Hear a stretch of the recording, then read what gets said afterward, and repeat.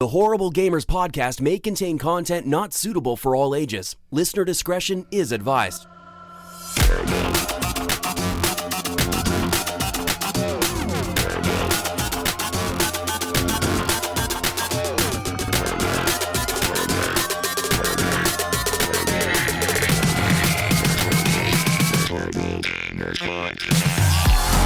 Welcome, ladies and gentlemen, to Horrible Gamers Podcast, show number 270, being recorded on August the 17th, 2019.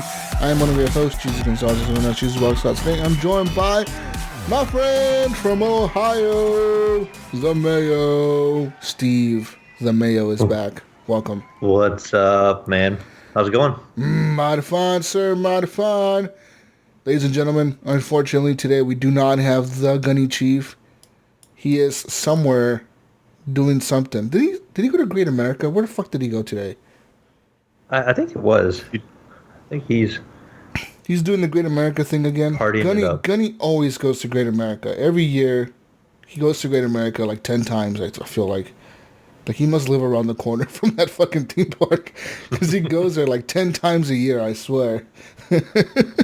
Anyways, Gunny Chief is not here today, ladies and gentlemen. But we have a special guest machine. Woo! From Ohio, we have Snickersnee. Woo! Welcome. Hey, thank you. How you guys doing? Did I say your name right? Yeah. Yep. Oh, see, I'm pretty good at that shit. Yeah. Fuck You're yeah. on it. That's right. Welcome to the show. Welcome. Thank you for coming on. Thank you very much. Being as a guest. Thanks for having me. People, you can follow us on Twitter at _Horrible Gamers. You can leave us a review on iTunes. You can also join our Facebook group, Horrible Gamers Podcast Community, or facebook.com/groups/Horrible Gamers. Yeah, join that. How about that, huh? How about that? It's a closed group, so that means anything you post in the group is not visible by people that are not part of the group. Also, you can like the page Horrible Gamers Podcast, and there's a link in the page to the group. Also, we post links to the show on the page, and sometimes announcements, so we have something special to announce or whatever the fuck, we post it on there. And you can leave reviews on the page as well. So go do that. Go like the page is what I'm saying. Go do that now. Anyways, Patreon is where you can go and support the show with the monies. The money! Woo! You can give us money, and we appreciate your money. Patreon.com/Horrible Gamers. That's right, we like money. Jonathan Hall has given us the money. Alan Mabey, Evan Tanaka, John Jerome, Adam Sunday, Dirty Bite, Robbie Wheat, David Steiner, Brian Capessa, The Mayo, Jonathan Arcelo, Pork Chop Poo, Bo Sassone, Jesse Kraft, Henley M, Subader, and Native Lives Matter. Thank you for supporting the show with the monies. Yeah, fuck yeah. And do we have an update on the drawing? well, the drawing, see, we won last week. Our friend John Jerome, he won, right? He won last week. Yes. But he doesn't want the gift card. I don't know about the sticker. You should hit him up about that. But he does Okay, not yes, I'll definitely hit him yet on the sticker. I don't know. He said he doesn't want the gift card because what the show has brought to him and the community has brought to him is enough. Oh. Very thoughtful nice. person. Yeah, so he said to give it to the next person who wins the next giveaway. So I guess the next person who's going to win is going to get $50. Woo! So there you go. There you go. And when are we going to do that drawing? Doubling it up. Next month. Yeah. So there you go, people. Anyways, our intro song is done by Fallon and Twisted. It's called The Breakout. Our intro song is done by Broke Fruit. It's called Night Owl. And let's get to the video games, because I'm tired of talking about not video games. Let's get to video games, guys. Yeah. Mayo, why do you keep looking back? Why are you scared of something going on over there? Somebody opened the door, didn't they? Do I need to call the police? Blink twice. No, we're good. We got some background noise going on back here. Do you feel safe in your household? Yeah. Do you feel safe right now? Yeah, I think I'm okay. Blink if you cannot say that you don't feel safe. All right. I'll give you like 2 blinks if it's dangerous here. Yeah, woo! Anyways, people, that's right. You can do all that stuff there where we said you gotta go to. Anyways, time for video game talk. And let's talk about what we've been playing this week, people. I played some games, you played some games, and let's talk about them. I played a game this week, Mayo. I played a game Yes. Yeah. So I played some Apex Legends. Yeah. Oh, yes. So our friends over at Apex Legends, they decided to bring out an update to the game that brings solos and event mode for the Yeah. next 2 weeks to the game.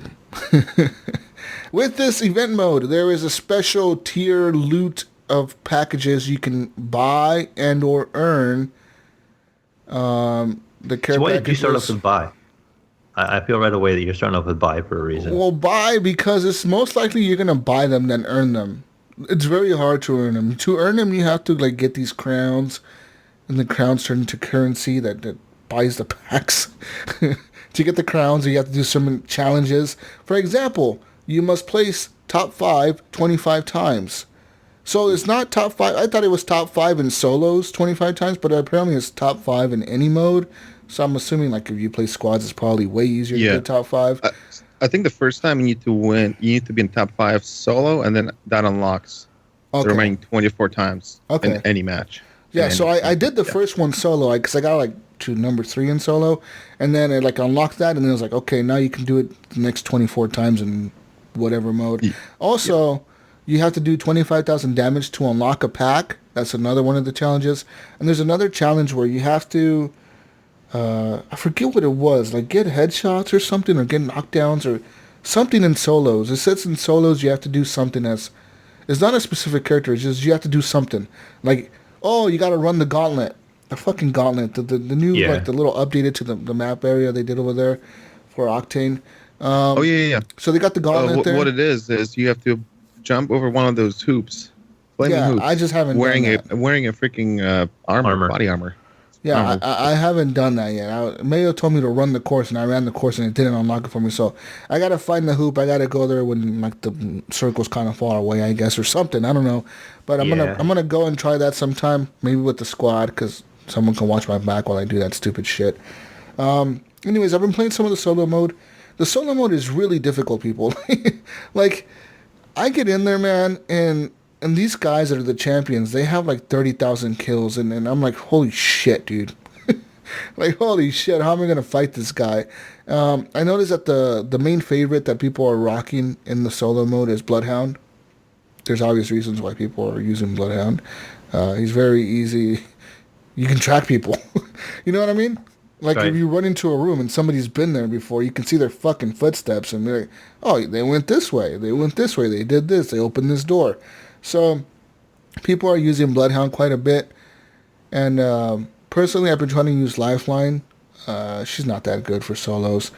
She's more of a squad player. She does heal up faster than the other players, but I mean, if you find a backpack, you're going to do that anyways, so it doesn't really make much of a difference. I would suggest using Bloodhound or Octane. Is it Octane? I'm seeing a lot of Octane and a lot of Wraith. Wraith and Octane. Wraith, Octane, and Bloodhound I would use definitely, because they all can run really fast and get the fuck out of there, you know what I mean? Like Wraith. Well, yeah, the Octane. Bloodhound especially, because I've noticed that in solos, people hide a lot. Yeah. You know, you walk into the room and somebody's sitting on a crate and it will light you up. They're stealing the PUBG crowd. Yeah. It's pretty much like the game has gotten so slow paced playing solos. It is like the other day I was playing a match, and like I said, I got to the top 3, and it took forever. Dude, I'm like, this is almost the last circle. Like, nobody like we're like, there's 3 of us alive, and the map is fucking huge. What happened? You know what I mean? We got this whole area to hide in, and like, it's ridiculous because we're all hiding in like this huge area of the map. It's like, this is fucking nuts. And they do try to speed it up a little bit, but because like when you first get there with the plane, when you're first jumping off, the circle's already closing in into a certain area. So they are trying to speed it up a little bit, but I feel like that mode takes way too long, and it's too campy, man. To me, Apex is not about camping, and some people are just doing that. Like the other day I was playing and I ran into this house. Like, I was trying to run away from another dude who was fucking me up. So I was able to get away from this person. I completely like lost him. I like did all these crazy fucking maneuvers and zip lines and fucking sliding and doing all this crazy shit, jumping over shit. And I get into this fucking house, and what happens? fucking gas goes off as soon as I open the door. The fucking asshole fucking dude Caustic was right there. As he was standing on top of like the building, like on top of this fucking crate thing in the middle of the room. As soon as I kicked the door open, it kicked off the gas, so my character got stunned, right? And they're like, holy shit. And I'm like, holy fuck, I can't see. So I'm just shooting them around like in circles. I'm like fucking trying to shoot. I don't know where the fuck this guy is. I go across to the other side of the room and boom, the other gas trap goes off. And then he drops another one right in front of me. And I'm like, you fucking asshole, dude. Like I hit him a few times, but he just killed me because I'm like, fuck, I was stuck in that room. And I did not even expect that to happen, but I guess I should have known better. Like, people are going to do that. No, but you can't really predict that. You're not going to predict which freaking little house you can go through and not run into somebody. So you were just running away from a dude. Yeah, because this dude was sniping me from that the cage. And the cage, you know where the cage is, that big tower thing? Yeah. He was on top, and I was shooting at him, and I was trying to outrun the circle into the circle. I was trying to get into the zone. The zone was closing in on me. So I'm shooting at this guy, and I'm assuming the Caustic dude must have heard us shooting or something, and he must have just dropped the traps and was like, well, I'll wait here for these guys. Because he was like, that house that he was in, or that building that he was in, was like a little bit inside the circle, off to the left of the cage. So like I completely dodged this dude who was sniping me from like this tower to just go into this room and get killed by this guy. I was fucking pissed, dude. Son of a bitch. I was fucking mad. But anyways, Apex Solos, it's cool. So let's talk about the crates. So there's 25 crates you can unlock. They're part of the Crown event. I think that's what they're called, the Crown event, or whatever the fuck it is, the Solos mode. These 25 crates are guaranteed to give you an exclusive item to the event. So they're guaranteed to give you like an exclusive weapon skin, exclusive armor, exclusive skin for your whatever the fuck you have, your background, or banners or whatever. They're guaranteed to give you something exclusive to that event. So you can buy these crates for 7,000 credits. You can just buy it outright. You can just go in there and say, like, I just want to buy the crates. I just want to buy them all. And so, yeah, they will cost you 7,000 credits. And how much is 7,000 credits, guys? I don't fucking know how much money is that? It's about $7. 7,000 gold coins. Yeah, I think it's about 1,000 is $1. Really? No way. I think so. No fucking way. There's no way 1,000. I read an article just kind of off topic. It was like you could buy a crate, like unopened, for $7, and then you could buy the skin for like 18 if you wanted to just outright get the skin. But I'm gonna look at the coin packs right now. Oh shit, you're right. Yeah, you're right. 1,250 credits is $10. So 125 credits per $1. Yeah. So anyway, you need 7,000 to unlock the 25 crates. So it says here also there's a new. I guess we can just talk about this real quick. This is an article that just came out. So with this new event, you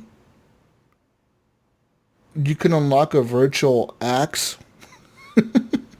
This says here that Raven's Bite is an heirloom quality melee weapon added as a part of the Apex Legends Iron Crown Collection event.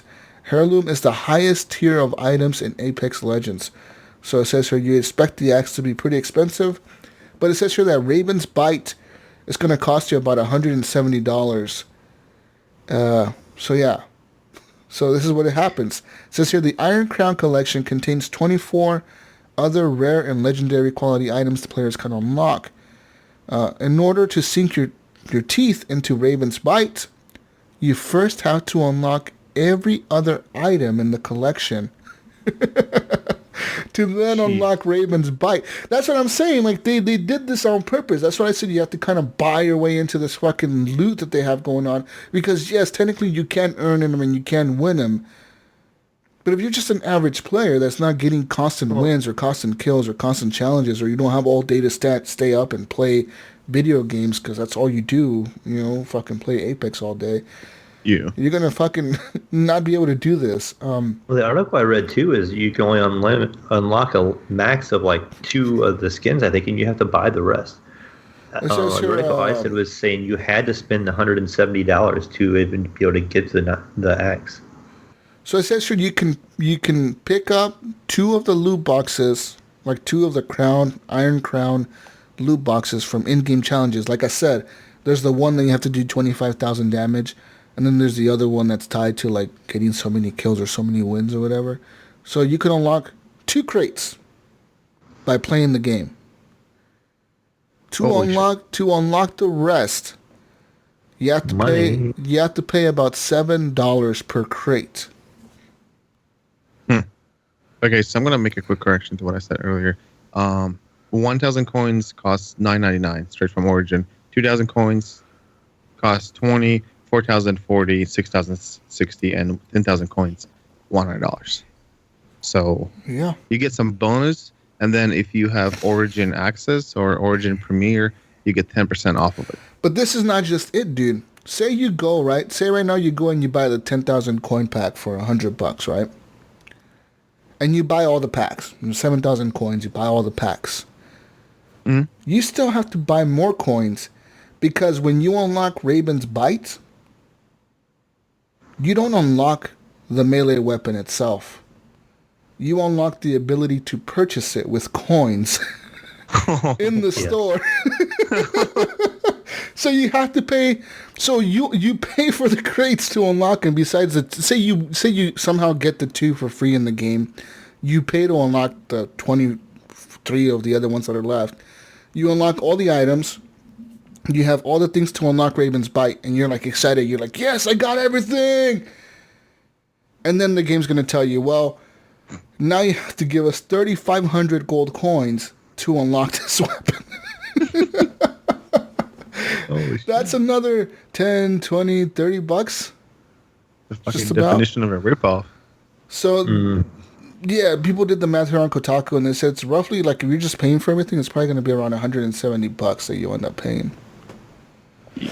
For an axe skin. Well, you get all the other items too, Mayo. Yeah, that's for everything, that's right? true. But yeah, Still. But it doesn't do anything, or is it just like punching? It's just like you're still hitting people. It's like instead of punching people, you pull out this fucking weapon and hit them with it. But it still does 30 damage, right? It doesn't do any more damage. It still does the same thing. Yeah, there's no that then. No special Wraith damage. knife, right? Nothing. I think it is. Yeah, it's called Raven's Bite. I think everyone can use it. I'm not sure if it's tied to a certain character.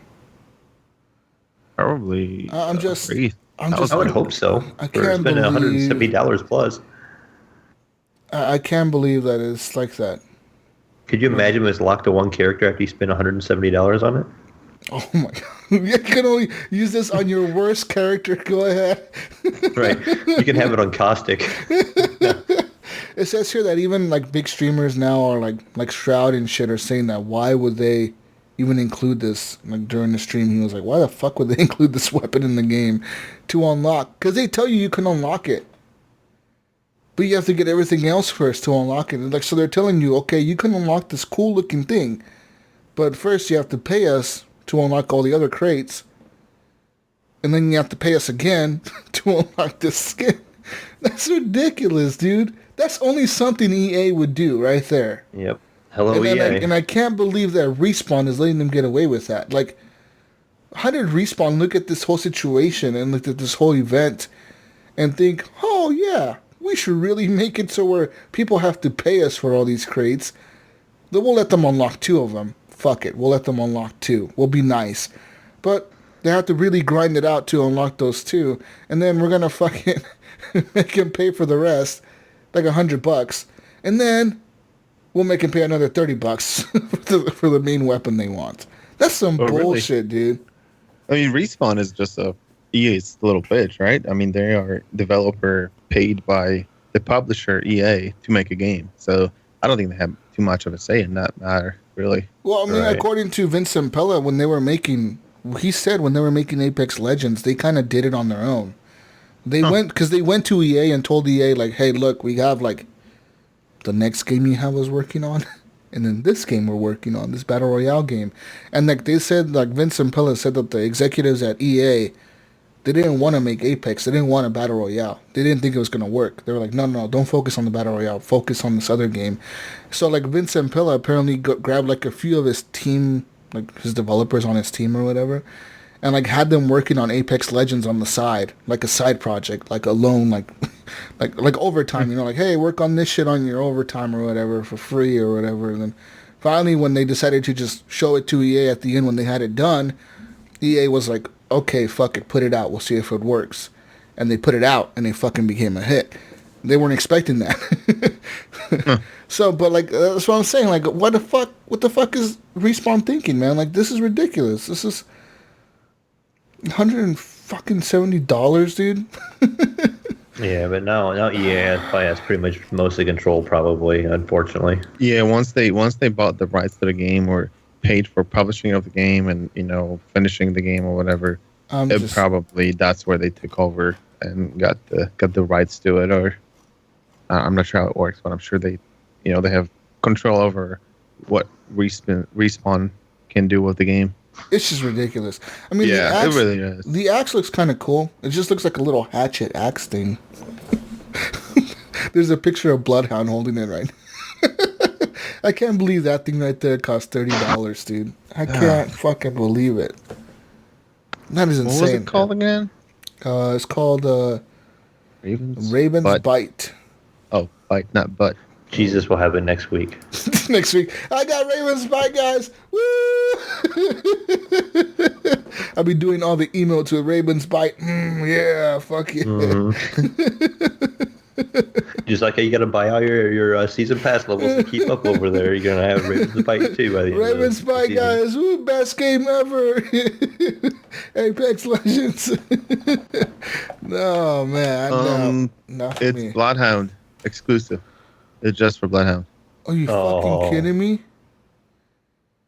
They make you pay that much just for an exclusive for Bloodhound? That's what it looks like. What the fuck?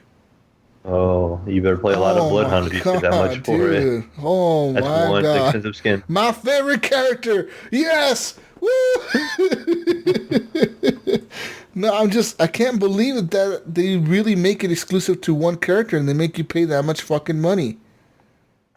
God, Yeah, there's a screenshot. You know what? Raven's Bite, Bloodhound melee weapon skin lock. I'm not gonna support Respawn anymore. I'm sorry. This is the last battle pass I buy from them, and it'll probably be the last time. I got this one, but nothing afterwards. No. I feel like I'm done supporting them, man. After this season is over, I probably won't even play Apex ever again. I can't stand for a company that can do that to their fucking customers. You know what I mean? We pay for a battle pass. You give us an event, and you make us pay you $100 for that event. You know what I mean? Yeah. Like, we support you with our money already. We play your fucking game. We talk about your game. We get other people to play your game. And you want us to pay $100 because of an event, because of special skins you're dropping? You can fuck right off, Respawn. And you too, EA. Fuck you, EA. I'll say it every fucking show. Fuck you, EA. Yeah! Back to PUBG. Fuck PUBG. I'm going to Fortnite, guys. It's Fortnite time, Epic. Woo! You gotta spend money in Fortnite too, technically. Because you're gonna want all the skins, and then you're gonna all the skins and all the battle passes in Fortnite. Woo! But see, Fortnite... Lot's gonna be dressed up like a unicorn running across the field. You want to look with a snowman backpack. I'm just saying, I can't stand that, dude. Like, how are you gonna make people pay like that much money for a fucking little hatchet for one character? I thought it was for everybody. I thought that was bad. I did see, like, right before the show, a quick little article saying some of the people from EA were responding to that. So I don't know if they're going to make some kind of changes. Hopefully they'll make some kind of change here in the next week or two. A lot of fucking changes and stop fucking fleecing their people for all the money they can. Yeah. Hey, let us hang you upside down from this fucking rooftop and shake you down for all the fucking coins in your pocket because fuck you, you know? Anyways, moving on to some other games that I played. Fuck Apex. I'm never talking about Apex again. Fuck that game. Moving on now. I played another game, guys. Whoa, what the hell was that noise? I played another game. I played Some motherfucking... What the fuck did I play this week? Holy shit, I can't remember. Oh wait, No Man's Sky. Update came out Wednesday. That is the No Man's Sky latest update, which is VR. It adds VR to all platforms, including Windows Mixed reality? Mixed reality? Yeah. WMR Windows Mixed Reality headsets, Oculus, Vive, and PlayStation VR. All of them get pretty legit VR support with full motion control support. So any controllers that come with the Oculus, the Vive, the Index, the PSVR, the Windows Mixed Reality, all the controllers you come with, those are the Move controllers, you can move your hands around in them. Those are all supported by the game, which is pretty interesting. And so I decided to play it on my PSVR the other day. And me and Jonathan got together, and it was kind of tricky at first because I didn't know how to turn on the VR mode. I turned the game on, and I turned my headset on, and I was like, where the fuck is the VR? This doesn't look like VR. Because in a game like in the PSVR, when you're playing the game, say I'm playing like Spider-Man with my VR headset, it doesn't show it in VR, obviously, because it's not VR supported. So it shows like a big screen, like a flat screen in my face. Okay. And that's so what this like a looked big like. giant movie theater screen kind of thing? This is what this looked like. And I was like, this is not... I was like, is this the VR support that we're talking about? This is not VR support. This is like letting you play it with like a big screen or something. Like, it makes no sense. So what I did is I restarted the game while my headset was on. You have to turn on your headset first and then restart the game, and then that fucking turns on the VR mode. So then it shows you in the game. It shows you like starting off. Unfortunately, I had to start a new game, like a new save, because I've deleted my old save like fucking 50 years ago. So I had to start a new one. And so I ended up starting a new one, and I was trying to invite Jonathan into my game, and I couldn't. And then Jonathan invited me into his game, so then I went into his game. And then somehow our audio got fucked up, where like he couldn't hear me, I couldn't hear him. I think he muted himself, or he left the party or something. I don't know what happened. And then he would come in and cut out, and then shit was being weird. Anyways,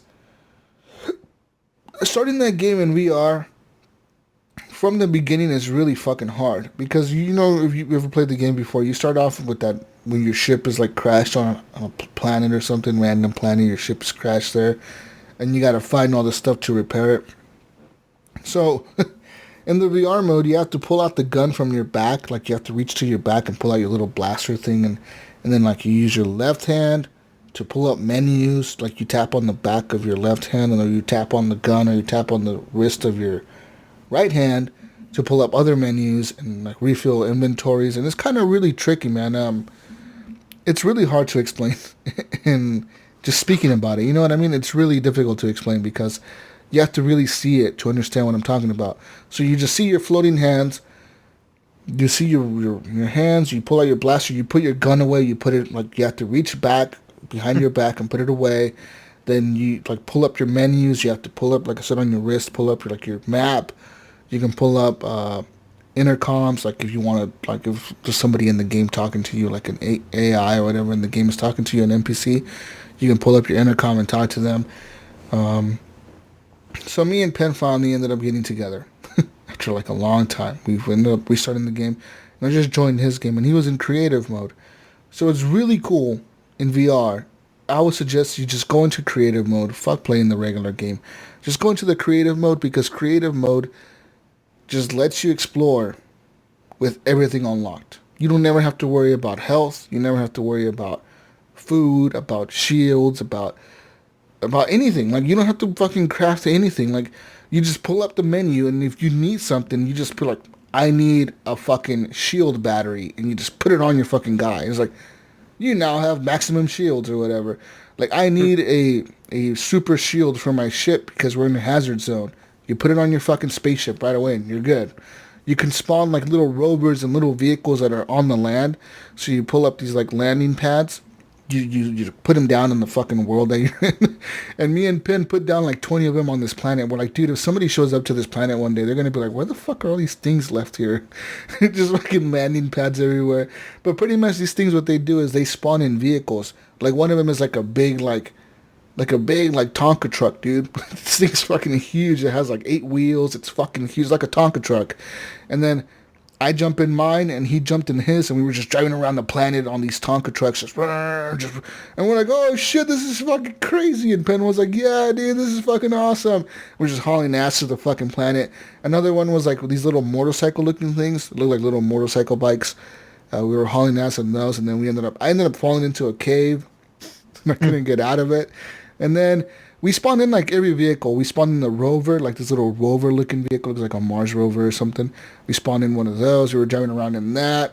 You can also spawn in a submarine. So like if you go underwater, because with this new update, I think the last update even, you can go underwater and see creatures underwater. So me and him, since we have unlimited health, we were just going under the ocean, and like on this planet, the water was red. We would go underneath, and we found these fucking like clams with pearls, and we would steal the pearls out of them, and all kinds of cool shit, dude. And you could spawn a submarine. So like if you like put a platform down underneath the ocean, like on a flat surface, you can like spawn in a submarine, and you can drive around a submarine with your buddy. Like you get one and they get one, and you just drive around in VR.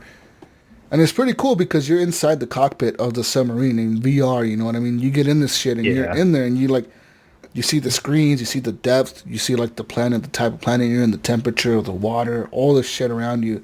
You're just driving around this little submarine. One of the hardest things for me was the flying, because I was playing with the move controllers, and with the move controllers, like I said, you have to grab the throttle with your left move controller. So you grab it, and you pull the trigger to like grip it. So you grip the throttle, you push that forward with your left hand, and then with your right hand, you have to like press the trigger on it to like grab onto the stick, you know, to like fly the fucking plane or whatever. And as you're taking off, this thing is ridiculously hard. It's like, holy shit, they made this so fucking hard. And then it took me a bit, but after like 5 or 10 minutes of me fucking crashing and blowing up and all this crazy shit, I finally got the hang of it. And then I tried to switch to the controller, because Penn kept telling me, like Penn Point Red, Jonathan Hall, he kept telling me, he's like, dude, the controller's so much easier. Just try the controller. It's easy. And I tried the controller, and I was like, dude, I couldn't fly for shit in the controller. I'm like, I can't. Wait a minute, just in VR or in general? In VR. In the game. In VR, okay. Yeah, I'm like, dude, I can't different, fucking fly. I can't fucking fly. He's like, what do you mean you can't fly? I'm like, on ground, on foot, I can be on foot with the controller. I can easily pull up my inventory and all that shit. It's easy with the controller. But like to like fly the plane with the controller was impossible. Penn was just laughing at me because he's like, dude, what are you doing? Where are you going? My fucking spaceship was upside down, fucking flying across the surface. I'm like, I can't control it. He's like, what do you mean you can't control it? I'm like, dude, I can't, like, my brain isn't working. Like, I got used to, like, having to push the throttle and use a joystick or whatever to fly the plane, that I just, all of a sudden, I can't use thumbsticks. Like, I can't use them. I wonder if it's something to do with the move controllers a little bit too, because I've actually had the opportunity to play some VR on the Oculus, and I didn't have too many issues with it. It actually felt pretty natural. But what I did find too on the throttle, you could actually let go of it. So once you pushed it forward, you could lock it at a speed, and then you had that hand free, and then you were just controlling your whatever way you wanted to fly with your right hand. That's pretty cool. But the other question I have, how did you move in yours? Did you try changing it in your options? Yes. So, like, by default, like every VR game that I've played on the PSVR, the movement is jumping, like teleporting.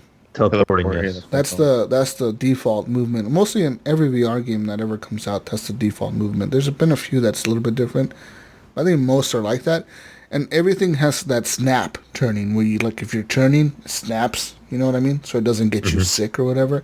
I completely turn that shit off right away because I feel like it's not immersive when you're in that mode, when you're like that.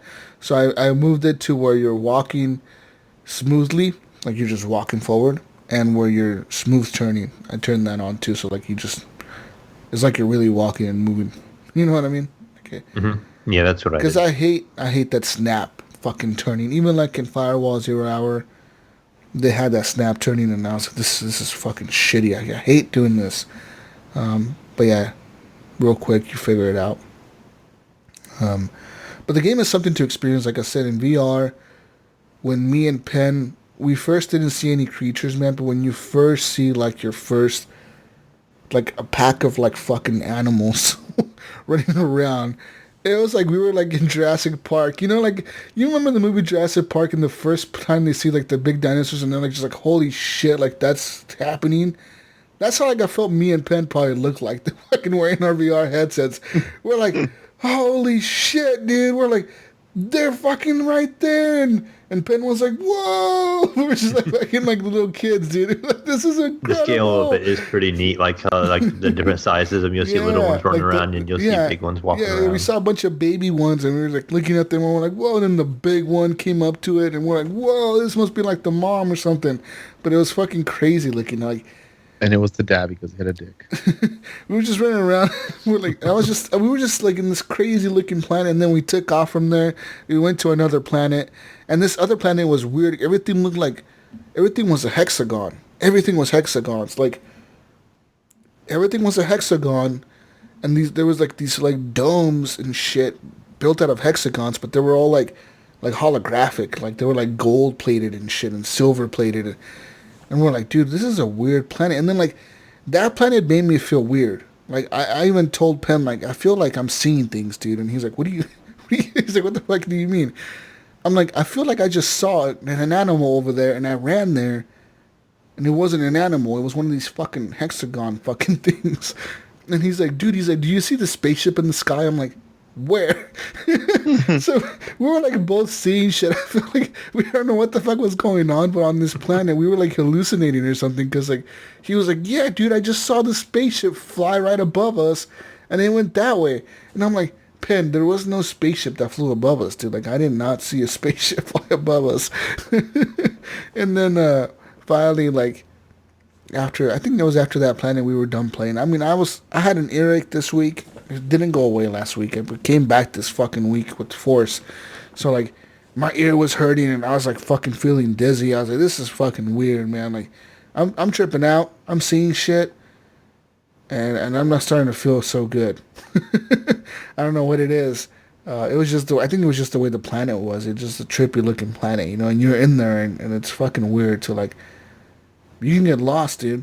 It's so big. The scale, you don't realize how big the game is. Like the game is huge. You know that by playing it in 2D on a TV.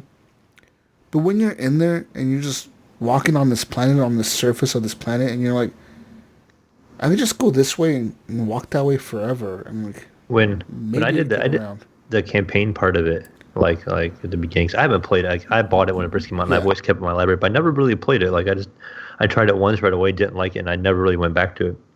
So I'm like, I'm just gonna play it from the beginning. So I deleted the old save I had. And it had you like go find some parts. So it gave you like part of the main mission, and it was like on the part of the planet that you go to, but it seemed like it was really far away, and it took forever to walk over there. And it was actually kind of boring walking over there. Like I was gathering things on my way there, but it felt like it took like an extended amount of time just to get to where they wanted me to be. I feel like it didn't need to be that far apart at the beginning of the game, because it's just kind of introducing you to stuff. Because I think I spent 3 hours maybe in the game, and I still don't have all the equipment unlocked. Like it gave me the visor. I don't remember the visor. You kind of touch beside your head, and it lets you scan the area, and you can see what kind of resources, and you can like lock them as a waypoint and stuff like that. So I had that, and then I think I got the ship going after that, and went to my first planet, and then I started building. I did the little local computer and started in the building, and that was kind of messing me up too, because in VR, like I was putting walls down while I was doing it in a hurry, and I didn't put one with a door, and I was trying to figure out how to delete one of the walls, and I couldn't figure it out. It wasn't giving me a very good example and directions, but I finally got it. But like it was just really weird, because I was putting like walls like 2 inches from my face, so you're like seeing this giant wall, so I had to kind of move back, and it took a little adjustment to get the feel for it, but it's a cool update though, man. Like I said, maybe you should try it in creative mode, Mayo. Yeah, I think I'm going to. Because I think that's the way I'm going to play this game from now on. It's just in creative mode. I'm just going to like just be an explorer. You know what I mean? Just like go planet to planet and see what the fuck I find without worrying about the stupid sentinels, about having to die or anything like that. I don't have to worry about that. I just have everything I need. fuck the story. I don't need a story. I make my own story. My story is I'm gonna fucking fly around and see what I see and explore what I want to explore. You know what I mean? Yeah. And I feel like that's probably the best way to play it in VR because it's overwhelming, dude. It's a lot of things you got to learn and a lot of things you got to keep track of. Like even playing it for the first few minutes that I did with playing the story mode because I started a new game. That first planet that I spawned in was a hazardous planet. And like right away, as soon as I spawned in, it's like battery low, health low. You know, like the little robot that talks to you. Shields are depleting. It's like what the fuck? Yeah, mine was hazardous. Also, it was like a red planet. Yeah, like a fucked up planet. Immediately. You're taking damage. It's just like what the fuck? What do I do? So like, it's very overwhelming. You know, so I don't know if maybe I think creative mode is probably the best way to do it. I think Jonathan had a good idea by going into creative mode because he was like, fuck that. And like I said, dude, you can actually get to fuck around with all the things in the game, like all the vehicles, the little things you can spawn, and never have to worry about anything. So that's cool. Yeah, it makes me want to try Subnautica. I have access to Subnautica in VR, so I think that's going to be my next interest to see the two, see how they compare. Yeah. I wonder if Subnautica will make you feel sick because you're underwater. I don't know. The movement would be too slow. You know what I mean? I'll give you guys an update. I'll try and get that in this week, and we'll talk about it next week. Yeah, let us know how that's like. I mean, I recommend people to play No Man's Sky. Does this completely change the game? For people that have VR, yes, because it gives you a new way to play the game. Completely new way to play the game. It's nothing like playing it on a fucking TV screen or a monitor or anything like that. People hate on VR. They don't understand it. But once you try it, it's like it's a game changer. It changes everything. Look at Mayo. It changed everything for him. I know. He just went out and spent $400. Yeah. Yes, breaking news. I no longer have the Cadillacs VR. I went out and bought my own. So. Woo! Woo-hoo. I spoiled it. Sorry. Oh, you're good. So I bought the Oculus S, which is a little bit different than Caddies, and okay. I'll hit on it more a little later on, and some of the pluses and the minuses on it. We'll talk about it when we get to your section here in a bit.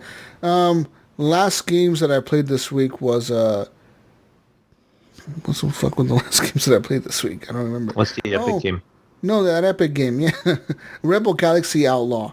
So Rebel Galaxy Outlaw just released this, I believe it was Tuesday it released, exclusive to the Epic Store on PC, PS4 and Xbox as well. I don't think it came out on Switch. Maybe, but I highly doubt that it did. Anyways, I think the studio that made this game is called Double Damage. So shout out to them. Pretty awesome fucking game, man. I ended up paying the $30 for it on Epic. And people are hating on this game because it's not on Steam. Typical fucking stupid ass PC. What? Users. Somebody would hate on a game because it's not on Steam. Stupid ass PC fucking gamers. Anyways. Whiny little bitches is what I call them. Anyways, I won't get into all that. Oh, dude, last week I went off. Last week I went off on those fucking Steam users talking shit to those guys that went to I remember you saying last week that you were starting to sway my opinion. It really pisses me off. Don't start on it, Mayo. It pisses me off. Anyways. Fuck you guys and fucking Steam dick suckers. Anyways, moving on here. So Rebel Galaxy Outlaw, I went and played this game, and dude, the game is fucking amazing. I gotta say, it's incredible. So you start off, it shows a little cutscene, and you don't really know what's going on. It shows this rock music starts fucking playing, and then like it shows this spaceship landing and this chick walking through like a town. She goes into a bar, and she sits down at the bar, and you see this dude stand up, and he walks up behind her, and he grabs her and throws her across the counter. And punches her or something, and she he grabs her and turns her around. She breaks a fucking glass on his face, and then he throws her down the counter, and she pulls out a gun and shoots him in the head. And the dude falls over, but then he stands back up because like the bullet grazed his fucking skull or something. And so she takes off running and gets on her spaceship, and the dude is chasing her through space, and there's like this fucking music is playing, and they're shooting at her, and he's fucking shooting missiles at her, and then she somehow does something where she drops like this fucking trash or something and makes him like lose sight of her or something, and then she ends up crashing because she crashes into this fucking asteroid and crashes into a planet. So then you start off the game where you're this chick, you're her, the chick that was running away from this dude, and you're talking to this like big frog-looking alien, and you're like, hey, motherfucker, I need a favor. Like, dude, I've done all this shit for you. Like, look, I just need this one favor. Let me get a spaceship. And the dude's like, well, do you have any money? And she's like, well, no, I don't have any money. You know what happened? Like, I don't have no money. And he's like, well, okay, I'll give you one, but it's like my trash hauler. Like, that's literally what he called it. It's like a trash hauling fucking spaceship. He's like, that's the only thing I can give you, just because I owe you this one. So I'm going to give it to you. And he gives you like this junky ass fucking looking, ugly, square looking spaceship. It looks like a spaceship out of No Man's Sky, honestly. Like one of the big, ugly, square ones. So you get on this spaceship, and then from there, like, the story starts, and you can pretty much do what you want. It lets you, it makes you follow a mission, like a main story, like it's always there. But you can go and do side missions on your own. You can go and select mission logs and find out, like, I want to do a cargo run, and a cargo run may be like in that same sector that you're in. Or you can do like a pirate hunt or a pirate bounty. And like, these are, sometimes pirates will pay you money, they'll pay you credits for you to join them to harass other people in that same system that you're in. So they'll be like, hey, the pirates need you to come with them, and they need you to make this one like space hauling fucking thing, or like, I forget what they're called. They're called freighters, I think. The big spaceships, the big ones. We need to hijack one of those and like make them drop their cargo, and then we're gonna steal their cargo off of them or whatever. We just need you to help us. And sometimes the game, it's kind of weird, because sometimes the things go real smooth. Like, you'll go and you'll hijack a fucking freighter, and you'll tell them like, hey, drop your fucking cargo, or I'm gonna blow you up. And they'll be like, okay, we'll just drop our cargo. Please don't shoot at us. And you just rob them and leave. But sometimes they're like, no, fuck you. We have backup on the way already. We knew you were coming. And next thing you know, you have like 50 cops show up and start shitting at you and shit. And so there's different alliances in the game as well. So you have the pirates. You have the this other alliance. I think it's called the Federation. And they're like the government of space or whatever. So you got the pirates, the Federation. You have a mercenaries guild that you can join, or you have a merchants guild that you can join. I don't know if you can join both of them at the same time. I joined the merchants. I don't know why, but I did. I think because they were cheaper than the mercenaries to join. But they both give you different sets of missions. For example, the merchants will give me missions like a cargo run mission. And they'll be like, look, we're very lucrative. We can give you missions to do cargo runs. And you have to do jumps to jump to different sectors. So like, all the sectors in the game are named after the United States. So they're named after the 50 states. So there's a Nevada sector, Minnesota, Montana, Utah, New Mexico, Arizona. They have like all these sectors from like every state. I thought you were going to list the galaxy, yeah. So you're going from like, I think you start off in the Texas sector. You go from there, you can go to the New Mexico sector, and then from the New Mexico sector, you can go to the Colorado sector. From there, you can go to the Montana sector. From there, you can go to this other sector. And they all have different difficulties and different things in them. For example, some sectors won't be policed at all by like the government. Like, the government just doesn't fucking go there because they know that all the pirates and all the shit that's illegal hangs out in this sector. So like, there's like no fucking rules in this sector. Like, the only rule is don't double cross anybody and don't fucking try to like, fuck somebody over, because they will kill you. And sometimes you'll come across stuff where, like, for example, today I did a mission where I killed these pirates that were harassing this miner. Like, there's people that are out there mining, which you can do as well. You can be out there and you can be a miner yourself. You can put like a mining laser on your fucking spaceship and be like, I'm going to be a miner. I'm just going to mine for gold and go and sell it, and mine for more gold and go and sell it, and mine for whatever the fuck and go sell it. But this guy was out there mining, and I was just flying around, and he's sending a distress beacon. So like, you can respond to distress beacons, or you can just ignore them. But I went up to him and I'm like, hey, this is whatever. I saw your distress beacon. What's going on? And he was like, hey, look, I think I'm in trouble. And next thing you know, like, it says like spaceships incoming, or like spacecraft detected incoming. Next thing you know, you're surrounded by like 5 or 6 of the enemy pirates or whatever. So you have to take them all down. So once you kill them all, sometimes you'll blow up a spaceship. Say you blow up a little spaceship with like an enemy in it. Sometimes the pilots, they will eject before the spaceship blows up. They eject out of their spaceship. And you can grab them with like this like little beam thing that you can pull stuff into your spaceship with. You can grab them and put them in your spaceship on the cargo hold. So when you take them back to a space station, the police arrest them. So they take him out of your cargo hold and they give you like 250 credits for bringing this criminal in or whatever. But sometimes you also get illegal contraband from these like pirates that you're killing, you know, because they're criminals themselves. So sometimes they're carrying illegal stuff that doesn't necessarily blow up when their ship blows up. And you may find like explosives or drugs. Like there's this thing called narco cola. That's a drug. There's another thing called the skag. That's another drug. So these are illegal items that you can find, and you can put them on your spaceship. But there's a risk to having these illegal items on your spaceship. While they may give you lots of money when you take them to an illegal port, like a port, because there's different types of ports. There's the ports for the Federation, the ports for like the pirates, and there's ports for like neutral people, like just like independent ports. There's gas stations or whatever. There's different types of ports you can land in, right?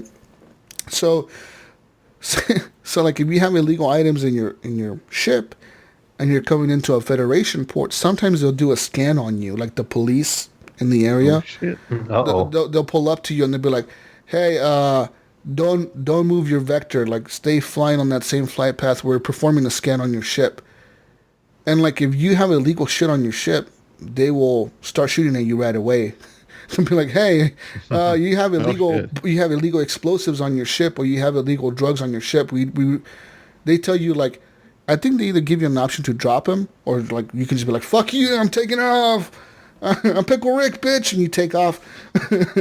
But you can also jettison the stuff before they perform the scan. So like as soon as they tell you like, "Hey, stop right there, we're performing a scan," you can real quick open up your like PDA thing and tab over to your cargo and just fucking jettison all the illegal shit out of your ship. You probably won't get it back, but at least it's not on your ship when they scan it.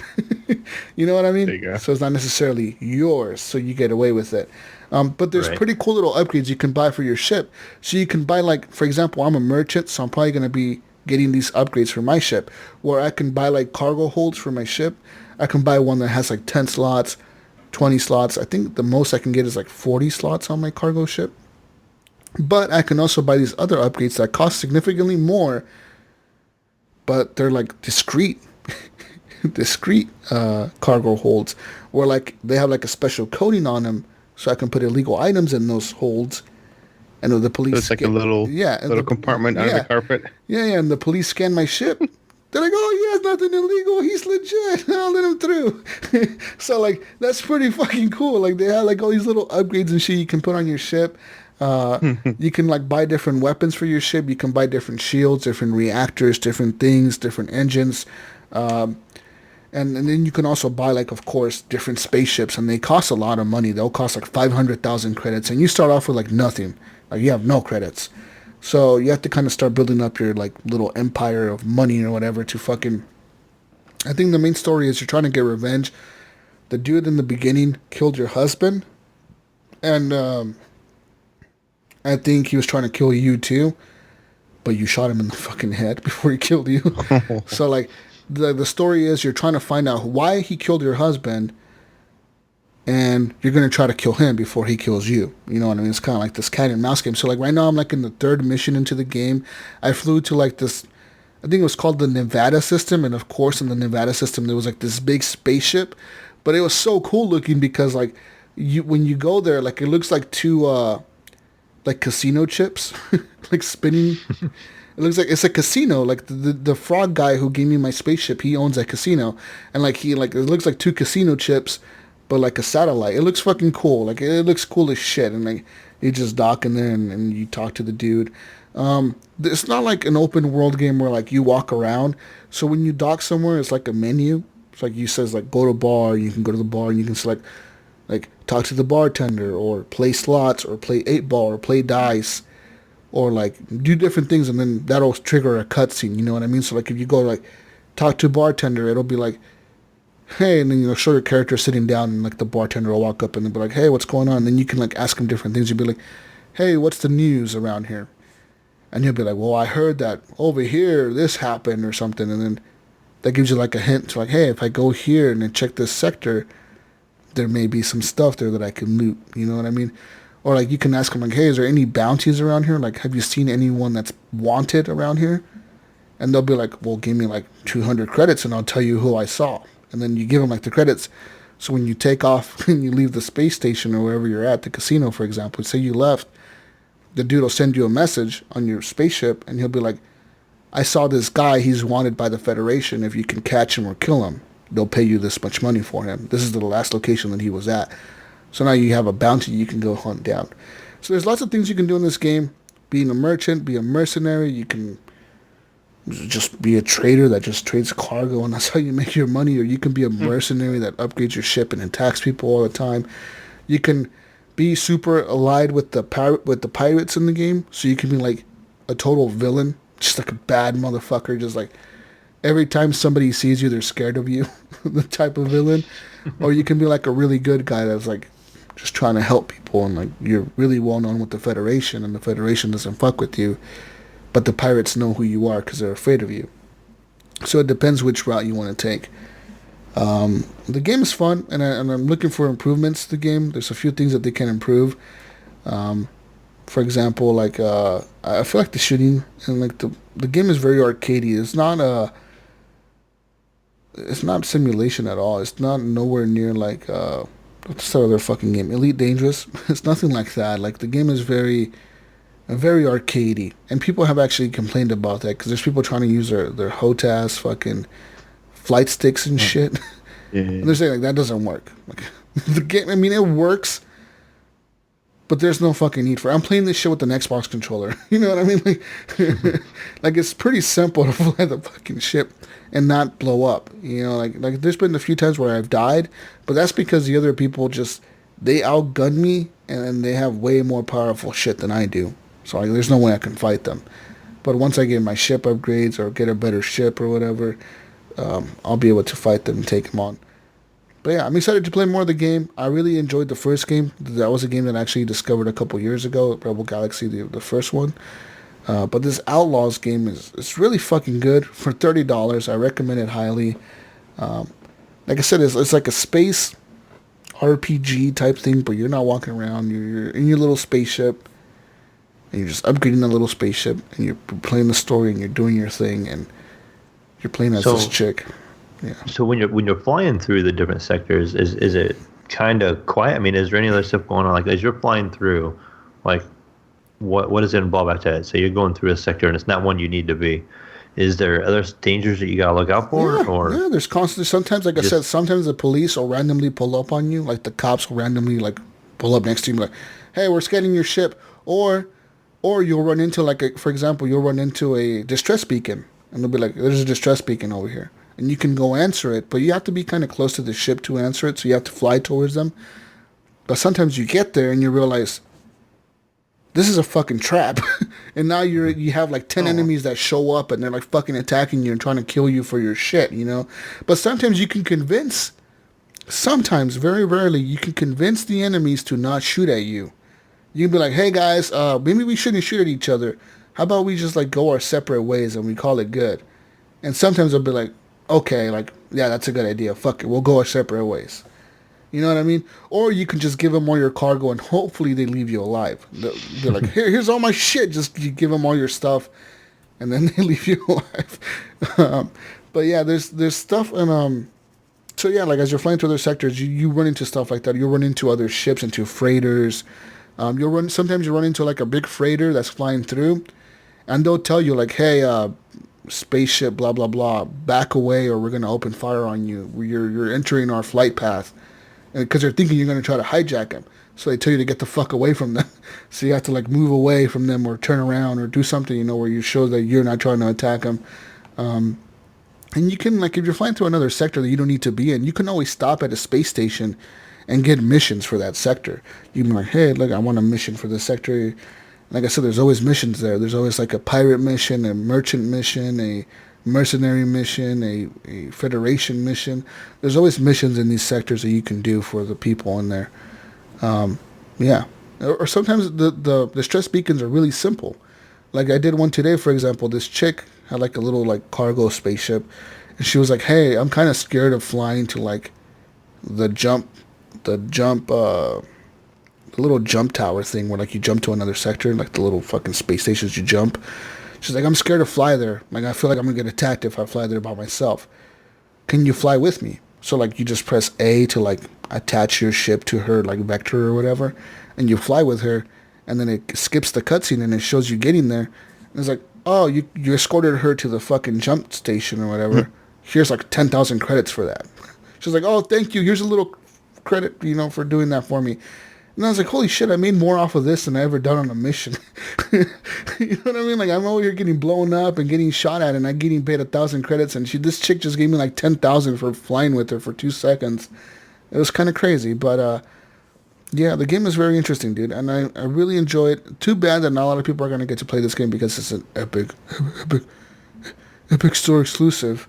Epic. Yeah. Well, the funny thing is like I never even heard of this. And, like you were talking about it right away, and I was like, "What is this game?" And then you're like, "It's exclusive on the Epic Store." So then I was like, "Oh," so I did peek at it real quick, but I knew nothing about this game coming out, or I haven't heard any news about it or anything. Yeah, they kind of briefly showed it at E3 this year. That's where I kind of learned from it. I think they actually showed it last year too at Gamescom or something. And that's when I really first heard of it. But yeah, I really like I said, I've ended up discovering Rebel Galaxy, the first game, in 2016, and the game came out in 2014. And I never even fucking heard of it, heard no one ever talk about it. None of my friends ever fucking played it. And then I played it, and I was like, holy shit, this game is really good. And that game is kind of like this game, but a little bit more, like, you don't see, like, inside the cockpit. You're flying, like, the spaceship in third person. It's less detailed in this game, but it's kind of the same. But this is actually a prequel to that game. This Rebel Galaxy Outlaw is actually before that game, supposedly, in the storyline. But I really hope that the game does well, dude, because I can see them making this franchise into something really big and really fucking cool, where, like, you can actually get out and walk around in these space stations and do things. And I could see it really becoming something way bigger than what it is. You know what I mean? It's just like they don't have the budget to do that yet. But if they get the success that they really deserve, I think they could really pull that off and really make something incredible here. Because I love the setting. I love the music. They have like these, it feels like Grand Theft Auto almost, where like they have these radio stations in the game you can just switch to, and like they have the classic radio station, the rock music, the techno dubstep fucking station. They have like this other station that plays country music. I was listening to that today all day, like space country music. Yeah. Then another station that plays like Latin music, so like this like fucking salsa music and shit, and it's in Spanish, and you're like, oh, hola, we're here in space, vámonos. And like, people are fucking singing space in Spanish. And, yeah, space Mexicans are singing music and shit, and mariachis are playing, and it's fucking awesome. It's like, it's so good. Like, the game is fucking incredibly well done, dude. I'm in love with the game. I can't say nothing more. And people have asked me here and there, like, what do you think of the game, Jesus? What do you think of the game? And I actually think it's well worth $30. I thought the game would have been more. But I'm glad they released it at 30. I'm glad I paid that for it. And I have no problems with it being an Epic Store exclusive. But if you have a problem with that, I guess you have to wait a year. The game does come out on Steam next year, this time, I think.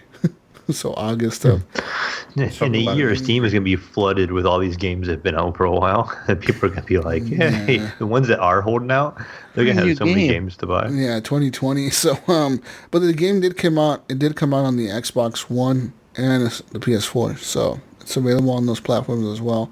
Like I said, I don't think it's on the Switch. It might be. Don't quote me on that, but I just don't think that the Switch could handle the game myself. But I recommend it, guys. Check it out. I highly suggest that you check it out. Have you been streaming this at all? Can I get a chance to watch you stream it? Yeah, I've been streaming it quite a bit. I streamed it yesterday with my first playthrough. And then I fucked up something where, like, I went ahead in the story where I jumped to the Nevada sector way too early, and I didn't have any upgrades for my ship, so I'm getting destroyed by these other spaceships. But, like, this time, I restarted the game today, and I went a little bit slower, and I actually upgraded some of my, like, I put a new gun on my ship. I put a new, like, little shield generator on my ship. I put a new, like, little things on my ship to make it a little bit better. It's still a piece of shit, but it's my piece of shit. So I flew it out there, and it actually survived this time. So I'm hoping that I can become a good merchant and sell things across the galaxy, because I actually looked at articles that said like how much money do like the merchants missions get you, and people are saying that like if you go into the merchant missions and like start doing them and get really good at them, where like they're giving you like high tier merchant mission shit, like you're gonna be pulling in like 150,000 credits per run.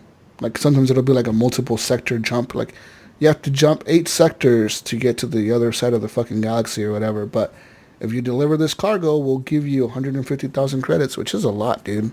So I look forward to that.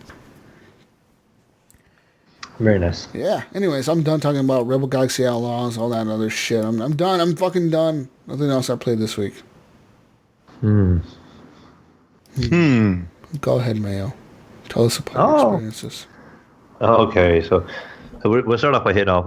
I did end up picking up an Oculus Rift S. So this is a little bit newer model than the Cadillac's model I was borrowing. But so I didn't know what I was getting into completely. Like, well, I had an idea, but like the setup was completely different. So the setup on the original Oculus had just an HDMI input in the PC and a USB 3.0, along with 2 sensor towers that had to plug into 2 more USB 3.0 spots. So you're tying up 3 USB 3.0 spots and an HDMI spot on your graphics card. Do they have to be 3.0s? Yes, they have to be 3.0s. Oh, wow. So I'm not sure if it's a bandwidth of data that goes through or not or what, but they do say they have to be on 3.0. But this one I picked up actually doesn't have the sensors like you do on the original Oculus. They are actually built into the headset, so you don't have to plug in the 2 USB 3.0 sensors. And so the only thing you have to plug in on this one is a display port and a USB 3.0. And those are just on the headset, so you kind of can eliminate 2 wires. So that was kind of a nice little benefit of having less wires, like because I had the sensors on my desk, so they were kind of like extra wires running across my desk, and it was kind of messy there for a little while. And so not having those was really nice. And then the other thing I noticed right away, the differences between the controllers. The controllers on the new Oculus S are the complete opposite of the regular Oculus. They changed them in the ring that goes around your hand, kind of. On the Oculus S, it goes downward on the regular Oculus for the sensors, and on this one, it goes up over top of your hand. So it took some weird getting used to, and it feels like they're top heavy now. So I feel like when I want to grab them by instinct now, I want to turn that part downward because that's where the weight's at, and actually it kind of is over top of your hand. So you'll Snickers, you'll get a chance to see a little bit, like if you can get yours hooked up and try it. Which one do you like better though? So far, I'm liking the S better with the ease of tracking and the S setup. It's a lot easier to set up, and the tracking feels like a lot better, because on the other one you had to have the sensors angled in a way so they could see, like if you were going to grab something from the floor in a game, they had to be kind of angled toward the floor a little bit, so you had to be either back away from them far enough to it be able to register to pick up things off the floor, or you just had to be within sight, or you had to get them to your far left and right and angled down, and maybe one angled straight or whatever. But on the new one, they're built right in the sensors are built right into the headset with cameras, and it automatically just knows, like it realigns itself every time when you put it on. So you don't have to adjust any height, you don't have to adjust anything. It just knows like where you're at. So we didn't run into the problem that we had with X-Plane 11, right? Yes. One, it would not center. Yeah, so right away it would just immediately center for you when you put it on. So do you have that problem on the PlayStation? Like, What do you mean? okay, so like if I'm standing like facing my computer now and I put the headset on, and when the game comes on the screen, it kind of comes on where you're looking at when you put it on at the time. So if you kind of turn to the right or something like that, it's off to the right. If you put it on and you're actually turned the other way, it's there. So when you put it on, you may be different and want to be sitting different, but when you put it on, and so you got to kind of readjust it, and it has like the option. It's really easy on the PlayStation 4. You just press the little, I think it's called it's the options button. You just press it and hold it, and it just like recalibrates it. Real quick. It takes like a second. Yeah, that's the Oculus had that, but what I ran into when the Oculus runs, you can run Steam games on the Oculus. So you have the Oculus Store and you have Steam. But when you're running a Steam game, when you hit that button, it kind of closes the Steam thing out altogether, and you got the Oculus Store, so you can't really recenter the Steam games that easily. Dumb. Yeah, that's stupid. Yeah, we tried to do that with X-Plane 11. It would not work. Yeah, he just had a play turned over. He came over and tried it before he borrowed it, and was playing some X-Plane on it. But so this is more convenient in that aspect. I got a question for you guys. So you're talking about this Oculus stuff. I mean, what's the difference between this Oculus headsets and, like, for example, Windows mixed reality headsets? Is it just the support that Oculus is giving it with games, or what is the difference? Well, I think the mixed reality is like literally mixed reality. It's almost like a Google Lens, isn't it? Where you can see real world with VR in it. It's VR, I'm pretty sure. I haven't looked completely into it. It's not VR. It's the augmented reality, right? It's where it overlays what you can see with graphics, right? This is VR. Because I'm looking at a headset right now. I'm at the Microsoft store. So I'm looking at the Samsung HMD Odyssey Plus. This is a Windows mixed reality headset selling for $500. Coming out. Oh, wait, no, it's already for sale. It's just they're out of stock right now. Anyways, I'm looking at this. And so, for example, this guy says, best yet on the reviews. He says, I've tried the Oculus, the Vive, and Samsung Odyssey Plus. The Samsung Odyssey is by far the best of the three. The screen clarity is unlike any other headset I've tried before. The only issue that I have is the comfortability. Both the headset and the controllers could use some work in regards to comfort. All in all, this is a wonderful headset, and I hope Samsung is able to continue its venture into virtual reality and improve upon the current technology. So these headsets, Windows mixed reality ones, are like third-party headsets. Do they work with Oculus games, or do they only work with Steam, or what the fuck? I don't know. Probably only Steam, since that one is kind of an open source, isn't it? Yeah, Steam is open source. With everything, right? Because it works with Oculus, not just Vive. I'm guessing it will work with this one too. Anything that's VR. Yeah, so like, I wonder. I think it's up to the game developer if they support a headset.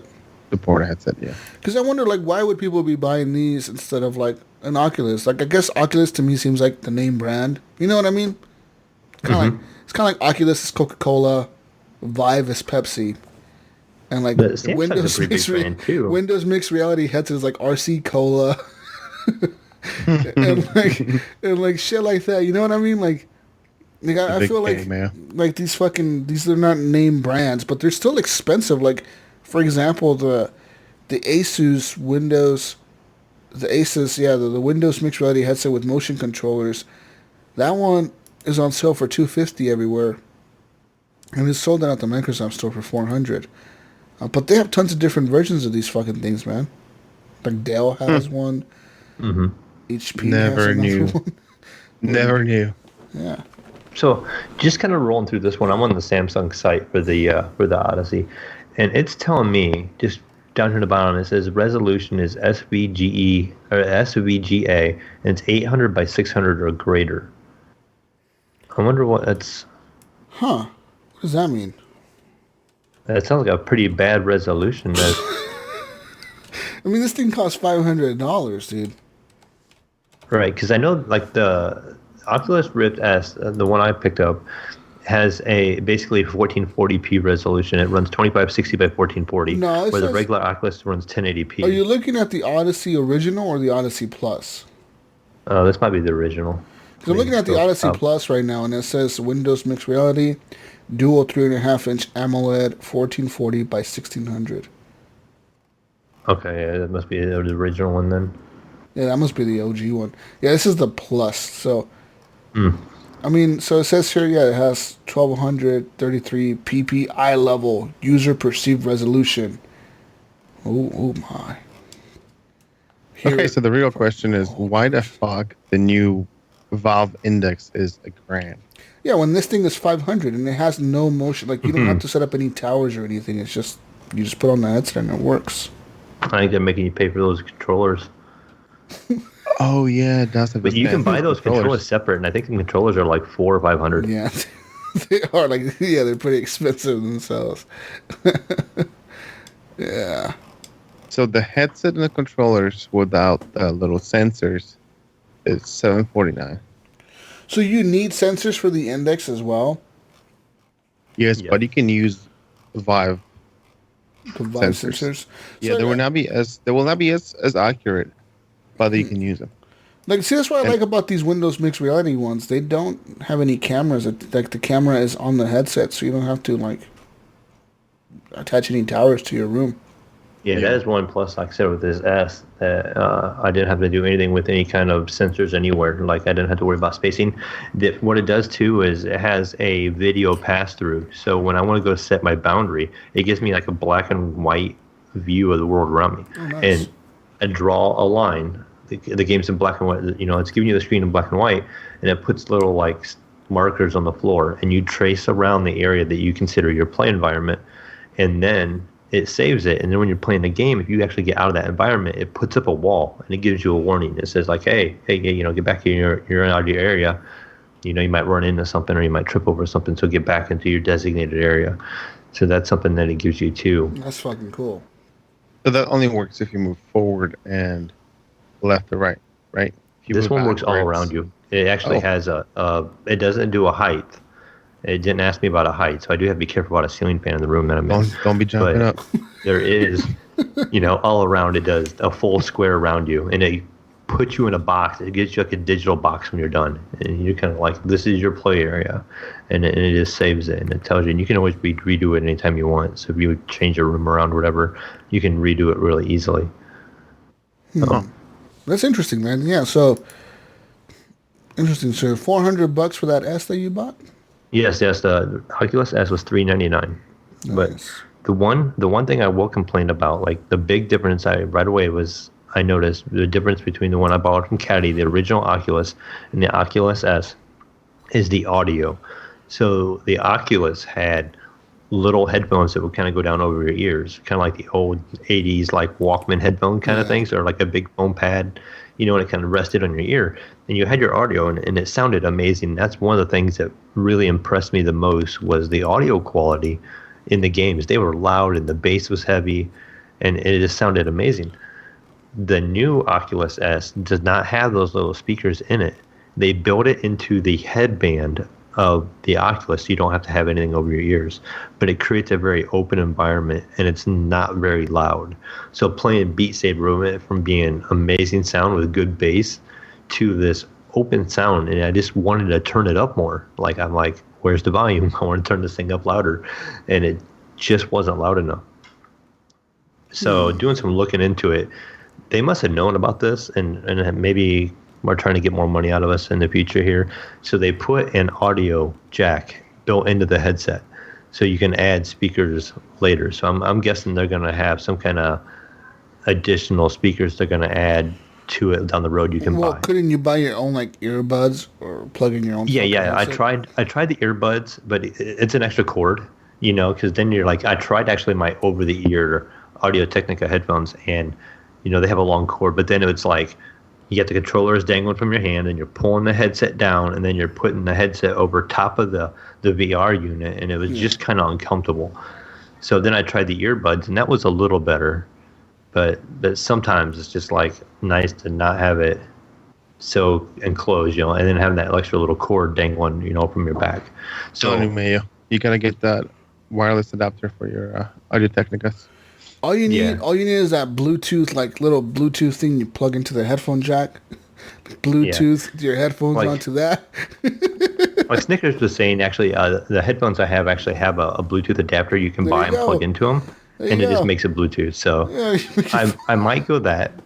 But another thing I found too is they make them for the PlayStation VR. So I guess the PlayStation VR has the same situation. It's the same company that designed the PlayStation headset designed this Oculus headset. They actually made it for Oculus, and you can buy these same kind of speakers you would have in the original Oculus. They go down over your ears, and they actually clamp right to the headset. They're $50, and they have a short little cord, so they just plug right into that. So that might be the easier option to go instead of trying to put on an actual big thing of headphones. Because too, not everybody's not necessarily going to want, put the headset on. Anybody else just trying it out or whatever, and they're going to want to have to put this big old thing that noise canceling headphones on top of that, because then it gets even hotter. It's already hot as is, and it just adds even more heat. Having your ears enclosed that much too. So. I'm going to play around with it some, but yeah, the audio level, it took a huge step back. And that's the one thing that has disappointed me about it. And I love it so far, but the audio I definitely wish could be louder. So I need to adjust. Yeah, the PSVR, you can remove the earbuds that come with it and plug in your own headset, but I haven't done that. So, yeah.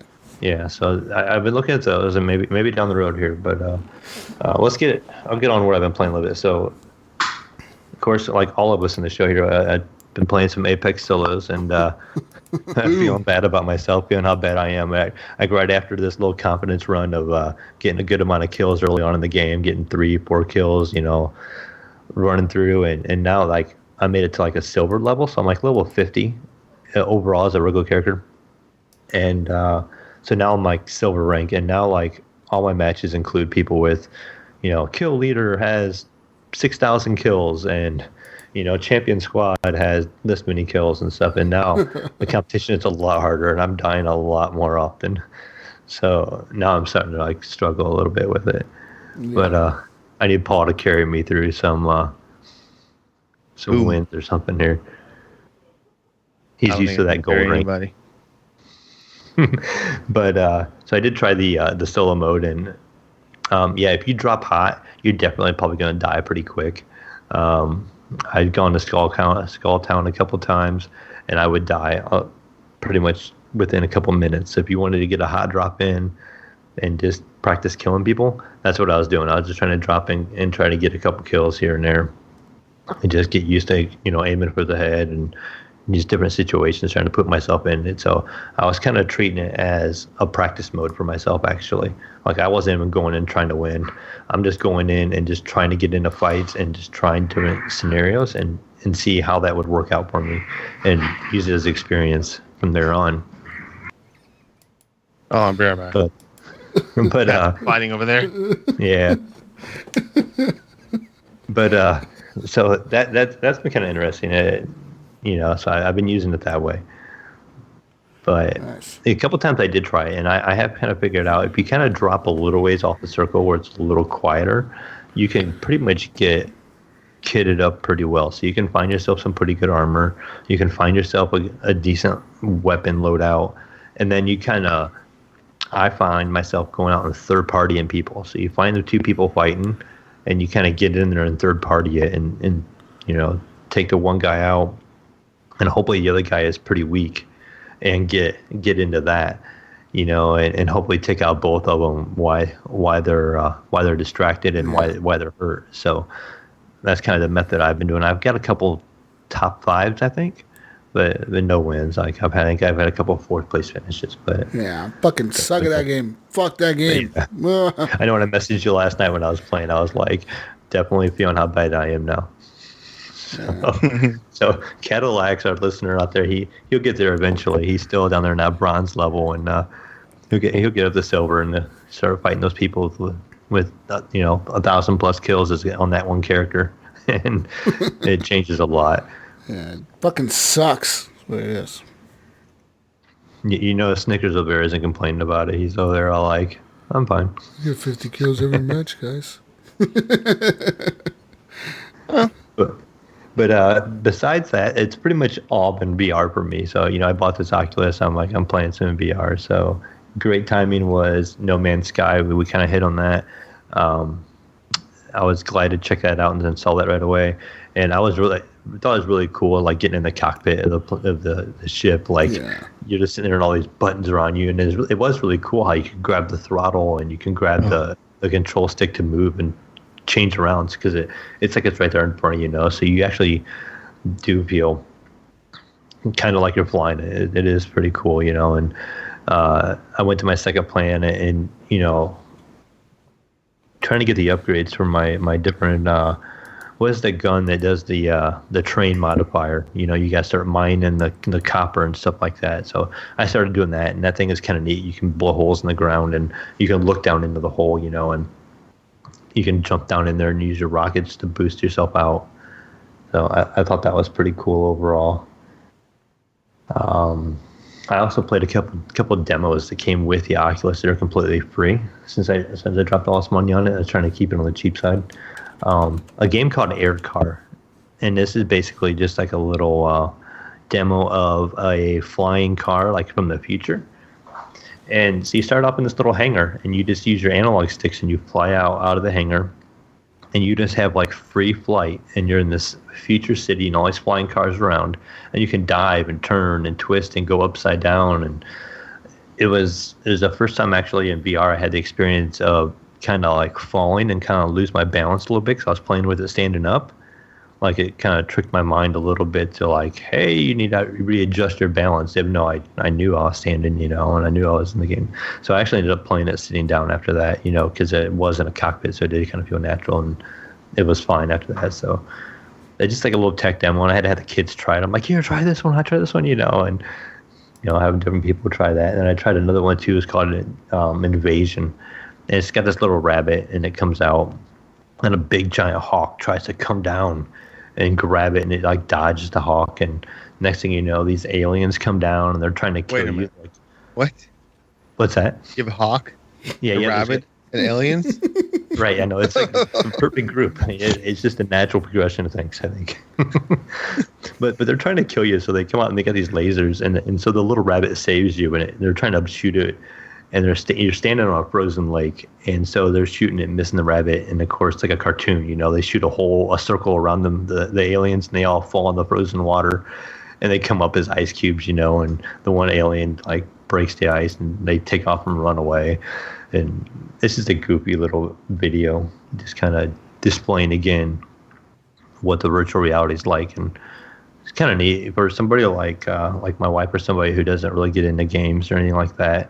It was neat to show them that, just to show them what the VR and the reality of it is like, how it feels like it's really there, and it really does feel like you're standing there. So I was able to play with that a little bit and just show the wife and kids those. And then the last thing I want to hit on is Beat Saber. Played a lot of Beat Saber this week, so a lot of block cutting going on over here. And she says, I'm telling you, I don't know how you beat some of those levels, because them levels already I'm finding are difficult. Like I'm on the campaign, I'm only on like number 13 or something, and they're like the ones you have to limit your movement. Yeah, those are like fucking hard, dude. Like the flick of the wrist kind of thing. Yeah. But then they come at you really fast, so I can't figure it out. Like I'm not sure how close, because I don't know the song well enough to know how close I am to the end. But like I'll be like going along, and it'll be like mission failed, and I try it again, and mission failed, and they had different ones. But then on the opposite, they have the one that's like you got to swing so far. So then I'm like taking really big swings. There was this one that really got me fucking tired. I was sweating, dude. Like I failed it like probably 10 times in a row, and then finally I beat it that night. But I was like, I'm done playing Beat Saber for the day. Like, this shit had me sweating, dude. It was that one song. It was near the end where I'm at now, where I'm stuck at the moment. But I think it was like, move your arms 900 meters. 900 fucking meters, 800 meters. And I was like, your arms are like swinging and shit. Like, fuck. I had to look ridiculous. Like anybody would have walked in the room while I was playing. It looked like I was being attacked by bees or something, because I'm flailing my arms left and right. And what I did kind of notice, though, is like at the beginning of the song when there's no blocks coming at you. Just swing your arms. I'm just swinging my arms. I'm like flapping like a bird. Actually. Just swing your fucking arms. Hey, there's a meter, Yeah, just swing as fast as you can. You're trying to swing as fast as you can while there's no blocks on the screen. I'm sure.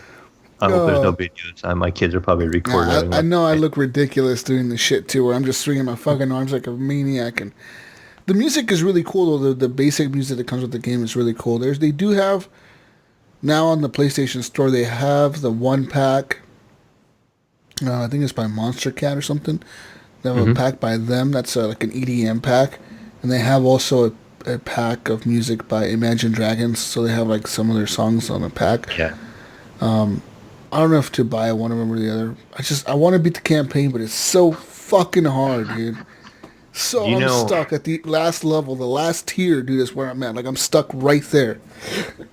Right there. How many levels are in a campaign? Do you know? I haven't looked this up yet. There's like 5 or 6, because there's like, you can take different paths to get to the top.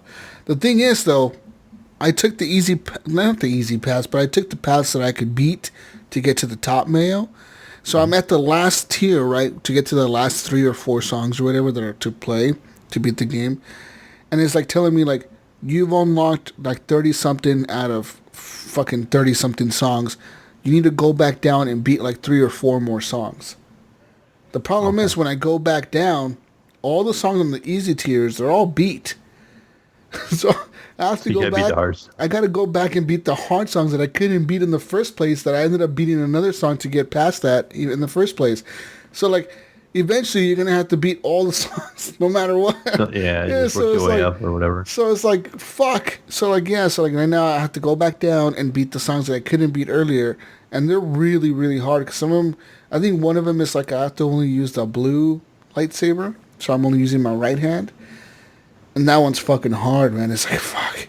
Because it tells you, like, you can only use your right hand, and they also limit, like, how many misses you can have. Like, I think there's a limit of 6 misses, and a limit of how many combos. Like, I can only go up to combo 15. So, like, I have to miss a certain amount. Like, I hate the ones that are like that, where, like, they limit your combo movements. You know what I mean? Like, they say, you can get to, like, 32, but if you get to 33, you fail. Because the problem is when you're up to like 32, you're in a rhythm at that point. You know, your brain is just going, like you're just going, you know, and you forget to think, oh fuck, maybe I should like cut the wrong way so I fail this and it doesn't reset me. But like, you forget because you're in a fucking rhythm, dude. It's a crazy fucking game. But I'm at the end. I'm at the end of it, Mayo. Nice. We'll see who I'm impressed because I've had levels. I'm telling you, I'm like, how can anybody beat this thing? And I just thought, going into the game initially, it was like just cutting the blocks and not miss so many. When they started introducing you have to swing this many meters, or you can only swing a minimum of this, or a maximum of this many meters. Yeah. I'm like trying to do it with my wrist, and then I'm like, all right, this is not working, and I'm still failing. I'm like, no. No, it's fucking tricky, dude. Like it's hard as fuck. And like I said, people didn't believe me when I told them that the game is fucking hard, and you will sweat. You will be sweating. Oh yes, I'm already swinging. Like 3 or 4 rounds in. I'm like, man, my head's hot. I take it off. I look like a raccoon. My marks on my face. My eyes are sweaty. Yeah, your eyes get all sweaty. You can feel the sweat like starting to build up. Oh fuck, I'm getting sweaty. Oh fuck. Yeah, the game is rough. But, like, sometimes you just got to keep going at it, dude. Like most of the times when I'm beating these songs that are really kind of impossible to beat, it's taken me, like, upwards of, like, 10 or more tries to, like, finally beat them. Like, I fail, and I'm like, okay, breathe, Jesus. All right, go back in there. Like, I'll keep failing, and I'll fail 10 times in a row, but I'll find out the trick to the song, or like just I'll get into the zone where like I memorize the blocks or something and I'm just fucking going, dude. Yeah, I feel like some of the ones that when they come at you real quick, you almost have to learn to memorize them because it's so quick, like you can't process it. Yeah, you can't process it, yeah. And there's one that's really hard, like near the middle of the game where is the song that the girl sings, the girl that, I forget what the fucking song is called, but she sings the song and the song is on expert mode. It's like on the fastest mode ever. Like expert mode, and it tells you cannot miss anything. You have to get a perfect song. I remember having to beat that thing, dude, and it literally took me 30 tries. I fucking kid you not. I had to fucking memorize the song. But finally, when I beat it, I was like, holy shit, I beat it. I was so fucking happy, dude. I was so happy I beat it. Yeah, I've done a couple on hard, I think, like just as solo, like playing around with them just to see, and I can get pretty close. Like I can get through them. I'm not like with a great score or something like that sometimes, but so I started today, and I don't have a whole lot to talk about in this yet, but I started on Rabbit Trail today. So I started to figure out how to mod this game, and there's actually a mod community. So like right away, I'm on YouTube figuring out how to do this, and so there's a thing called, I'm sure we'll name it again here real quick. It's like I think it's Mod Assistant. Oh, nice. Let me double check to make sure. Yes, it's called Mod Assistant, and all you do is you have to download this, and it actually puts folders right into the PC version. This is only for the PC version, and it gives you this huge library of songs and stuff you can actually play. So I was playing custom songs today, so like right away I was doing different songs. That's fucking cool, man. What was really cool is you have the access to the songs, but they're actually like pre-made levels by people. So like you may have a song you like, but the difficulty is set to expert. And you have no choice but to play it on expert. So it's like, oh, this is a really cool song. I want to play this one, but it's on expert and it's coming at you like really fast, And but you have this huge library and you can actually download it right in the game. So as you have the BR on, you can go to this mod tab it puts in the game, and you can just search whatever song you want, and you can just download it in the game and just play it. But again, you don't know what difficulty it's going to be. Some of the mods I'm finding have like easy, normal, hard, expert plus, and some of them are just flat out expert plus. That's your only option you can do. So I have played around. I downloaded about 10 different songs already, so playing with those. But here's the really cool thing. I don't know if you know about this yet or not, Jesus, but in this modding thing too, you can also mod your sabers, what kind of sabers you have. So like I changed them to like these katanas, and you can change the colors of them. So the one time I played this song That's from fucking sick. I'm trying to remember the name. Sail from I know what you're talking about. I can't think of the name of the song, but the blocks were gold and blue, and so everything was, one saber was gold, and it was like a katana, and then you had the blue, and then the background was a different color. On top of that, you can, besides changing the sabers, you can change your avatar, and you can actually do like a third-person view where you can see your avatar. Oh, that would be so then weird. That would be really hard. I didn't even try that. That seems impossible. And then there is actually different environments that you can be standing in too. The one I seen was on a dragon. This guy was flying a dragon while he's playing the game, like on the back of this dragon. Oh, fuck that. That would make you sick. Yeah. You would have to focus on the blocks and not fucking fall over. I posted a thing on it. And I posted on the Discord. Speaking of Beat Saber, really makes me want to play it. I'm going to get drunk today and I'm going to play it after we're done. Yeah. I was going to ask about that. I was playing that game drunk. I feel like that would be really hard. A lot of fun. Yeah, I could imagine. I'll tell you after today what it's like. He's going to come back next week. I beat all the levels. I got them all, guys. I don't know how. It's 100% complete. Sweated out all the alcohol. I wasn't drunk by the end of it.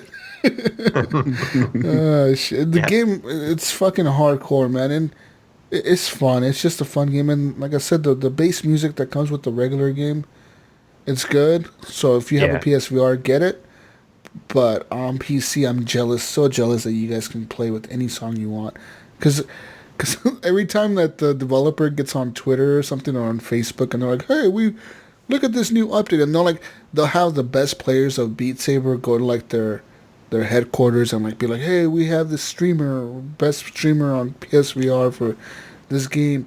Here playing this or whatever. He's testing out the new update. I'm like, bring Spotify support to the fucking game.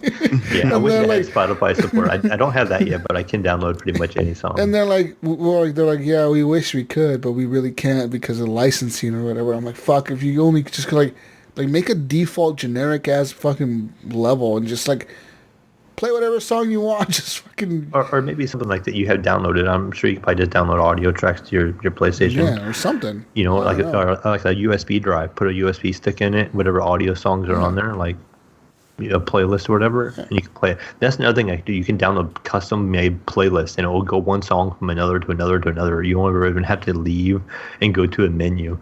So that one would really wear you out. I can imagine that. I feel like they could do Spotify support. I think they could get a deal with them and do it. Yeah, I hope so. Why Hopefully, not? something like that. Because all the music on Spotify, you can stream it to the PlayStation already, and you can stream it to the Xbox. So why not just like be like, hey, look, Spotify, we'll make a deal with you where like people can play the music with Spotify. They still have to subscribe to Spotify to use it. Right. It's not like Spotify is losing money from this. They get money from the people subscribing to them to be able to use this. And then you let them play whatever music they have on their playlist on their fucking game. That would be cool. But I don't know. But don't the developers have to make levels? Yeah, that's the thing. Yeah, they have to make the levels for the particular song. That's what I'm saying. That's the hard part. If they could make like an AI or something that can I was gonna say generate get the AI levels. working on it. You know what I mean? Like a procedurally generated fucking AI that can make procedurally generated levels based on music or the beats or the tempo of the song or something. That would be so fucking cool. Think about that. Do you have an editor on the PS version? No. So the PC version, this is actually on the standard game. This is not modded. There's an actual level editor built into it. And I clicked on it when I was trying to mess with a mod, getting it to work. Yeah. And it's like, continue editing your level on your PC. So I took off the headset, and it brings up this whole new screen on the PC, and it lets you edit a level. But I just closed it. I haven't messed with any of that yet. That's interesting. No, we don't have that option on the PlayStation. From everything I've seen, I think you can set your height. You can flip the sabers around for colors and like colorblind mode and all that shit, but you can't do like level editor. You can set it. The mod also gives you the Darth Maul dual bladed sword, so I get access to that. I haven't tried it, but it's cool. Fuck! God damn it, Mayo, you motherfucker! I wish I had that shit. Man, that PC does sound pretty good, doesn't it? Yeah. Yeah. So hopefully I'll probably be playing some more of that this weekend. And the funny thing is, I actually got the wife to play it the other day because she's been on a workout and wanting to work out all the time. I'm like, this will give you a workout. This is a fucking workout. You need to stretch before you play Beat Saber, guys. That's not even a joke.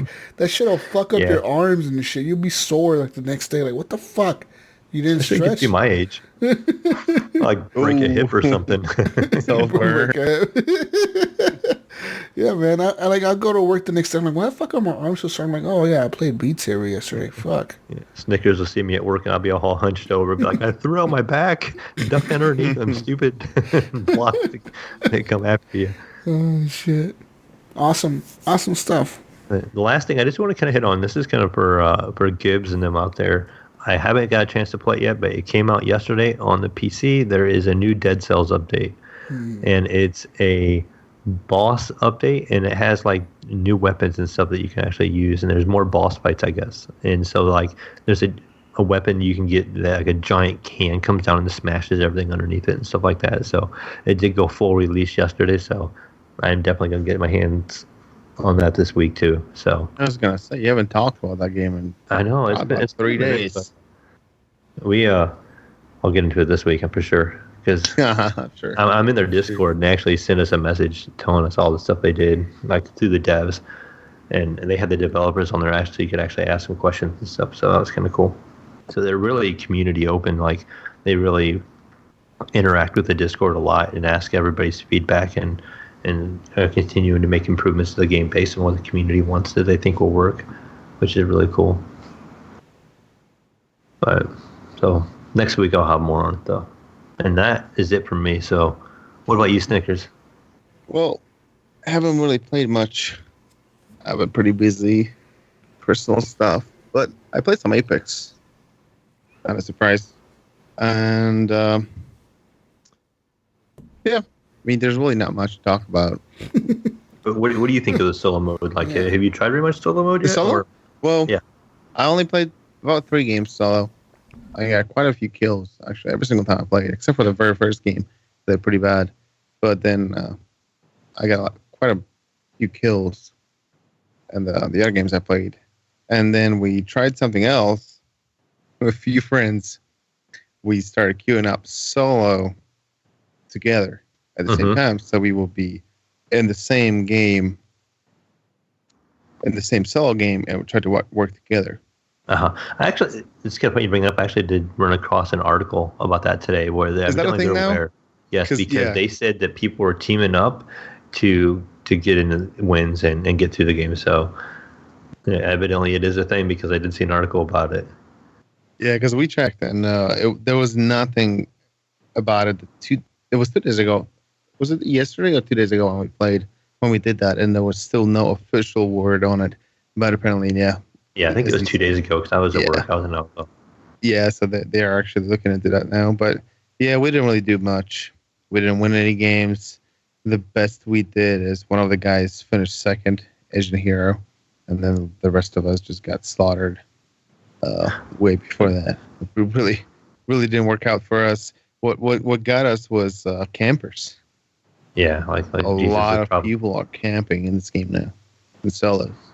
And I wonder if they'll continue on with this mode because they were kind of using it as feedback, from my understanding. And I wonder if they're going to realize it's going to slow the game down, and they're not going to, like maybe make it a limited time mode and maybe just do it every once in a while. Yeah, I was kind of surprised they only did it for 2 weeks. Yeah, I think it's just till the end of the month. Yeah, until the end of the month. But now I kind of understand why. It's exciting if you go and do a hot drop and you have a bunch of people to fight at the very beginning.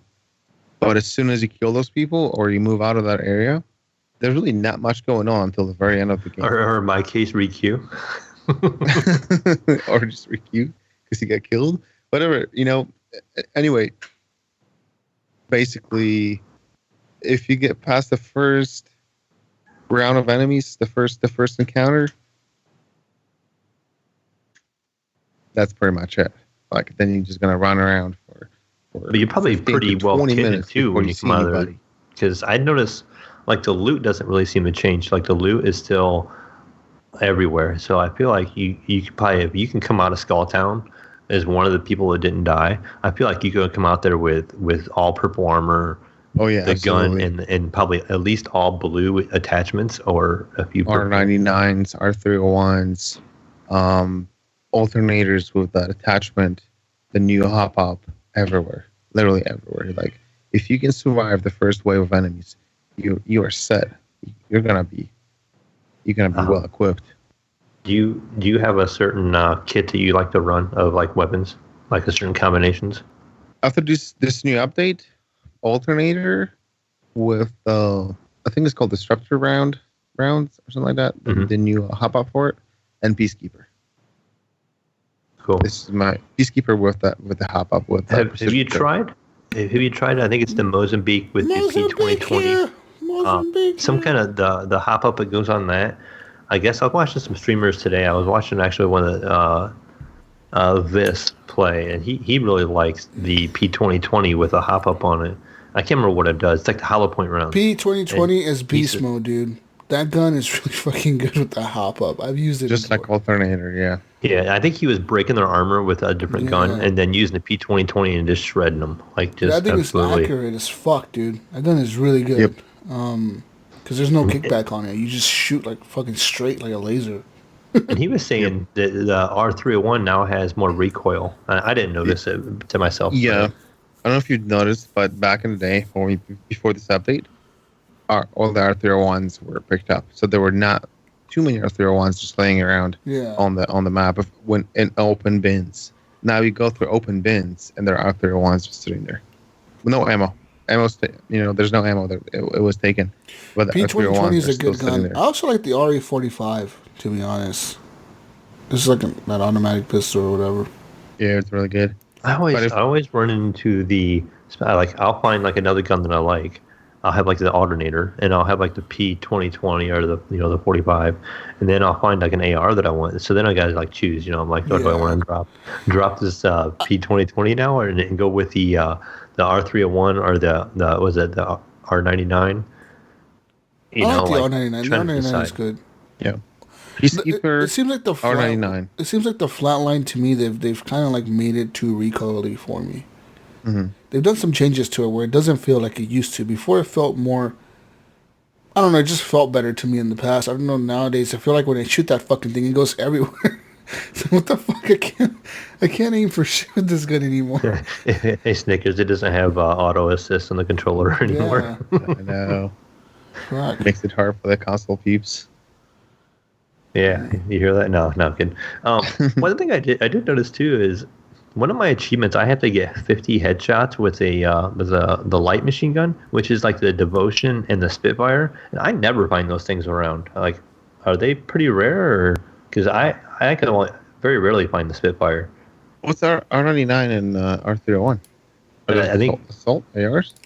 Yeah, I think they're under ARs. Like I was looking at it today. R99 is under SMG, isn't it? I don't think so. It does feel like an SMG. Yeah, I mean it feels like one, but so does the alternator to me. But the light machine gun when I go into the loadout is literally the Devotion, the Splitfire, and I think one other one I can't remember now. Devotion, Spitfire. Yeah, those are all the electric guns, right? The electric ammo ones. Energy. Because I have really cool skins for those too. Spitfire isn't. Spitfire is heavy ammo, but it is a freaking SMG Havoc. game now. Isn't it the Havoc? Oh, OMG. Yeah, I'm not sure. I don't have it open. Havoc is an LMG too, isn't it? That's the energy one. This thing only this Spitfire and Devotion is as LMGs. Maybe that's why I can't think of the third. Maybe it was only just those two when I was in the game looking at it. And I have to get 50 headshots with those.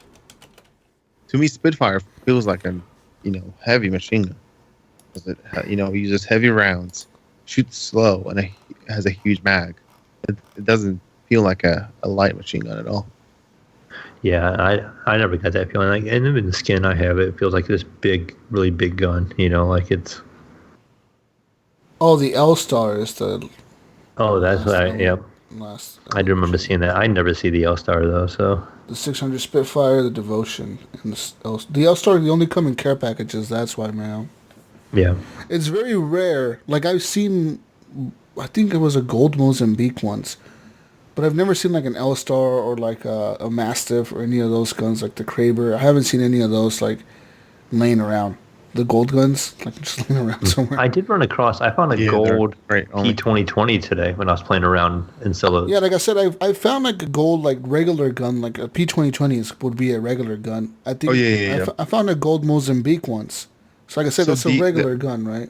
Yeah, those come in those blue dots. So right before you jump, all the high tier loot zones. Yeah, Okay. Yeah. So the only difference between regular, is those have all the gold attachments, right? Yes, it's already decked out with all the gold attachments, and there's only one gun for that area. That Kraber, dude. That thing, that Kraber, I think is the Kraber, the triple take, and the longbow. They're so overpowered, man, as sniper rifles. Especially that Kraber, dude. That Kraber's like 2 shots and your armor's fucking done. Oh, yeah. Yeah, if you don't have gold armor, you're fucked if you get shot with that thing, dude. You're going down. Sure. It's ridiculous. I hate that fucking gun. I fucking hate it. Anyways. Yeah. Apex. Anything else besides Apex?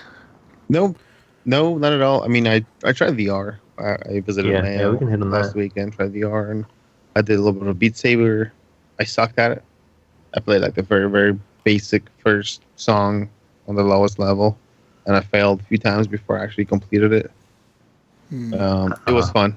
It's a fun game. I'm definitely gonna try it because now I have Cadillacs VR. I'm gonna hook it up tomorrow, and I'm already downloading a bunch of games. I have the Hellblade, No Man's Sky, Project Cars 2, X-Plane 11, DCS World, which is a really good fighter jet simulator. I have all those games to check out tomorrow. He has a handful of games. I'm sure he'll probably give you a sign on.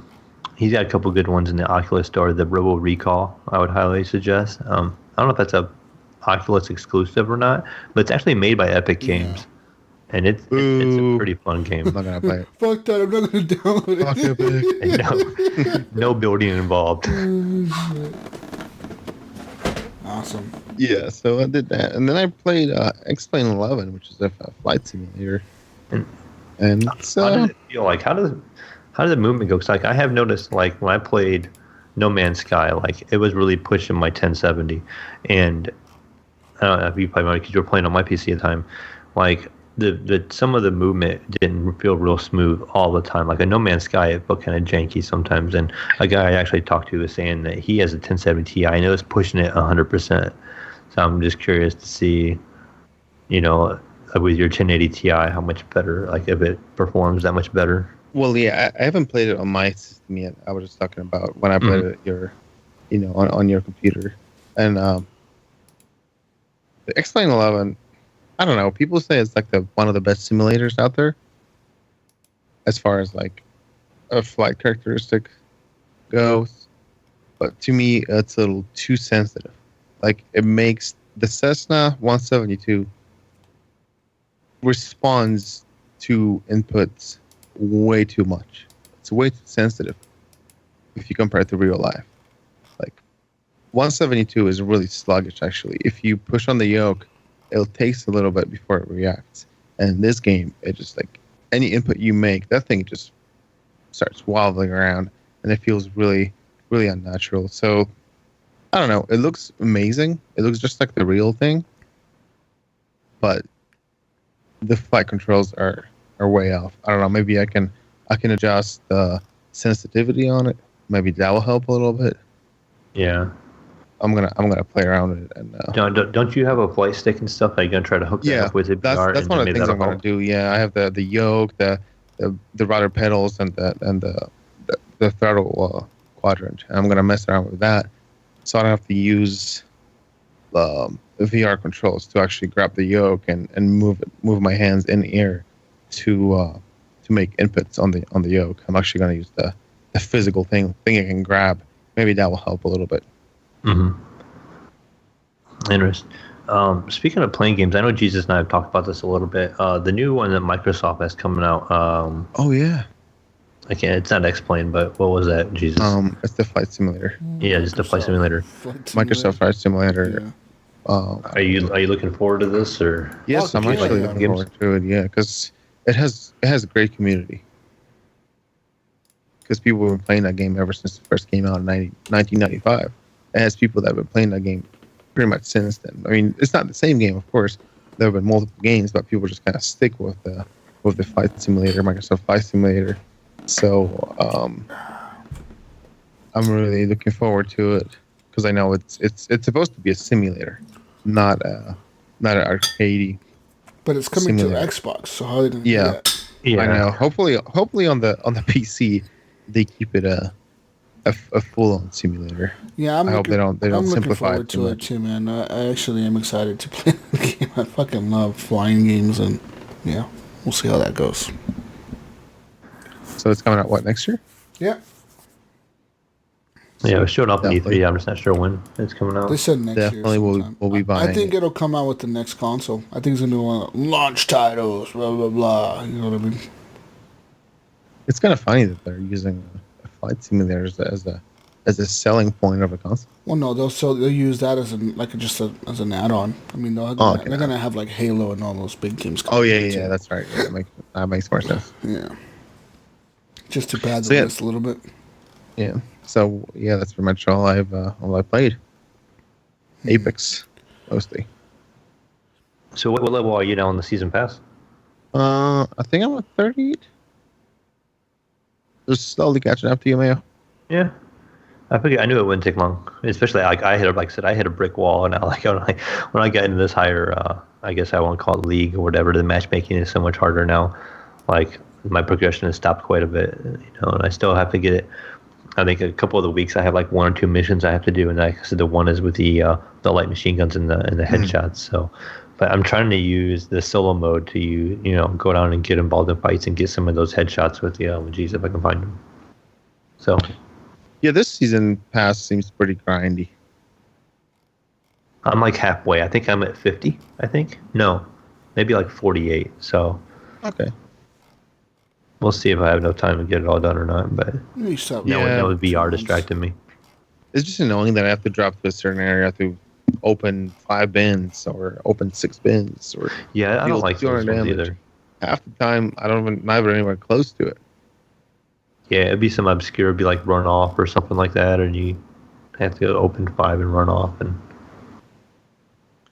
Yeah, so it's kind of annoying, but I'll get to it. I haven't really played the game to do any of my challenges yet, or actually live up to level pass. I'm just kind of playing to try to win or just have fun with other people because they're trying to win or they need help.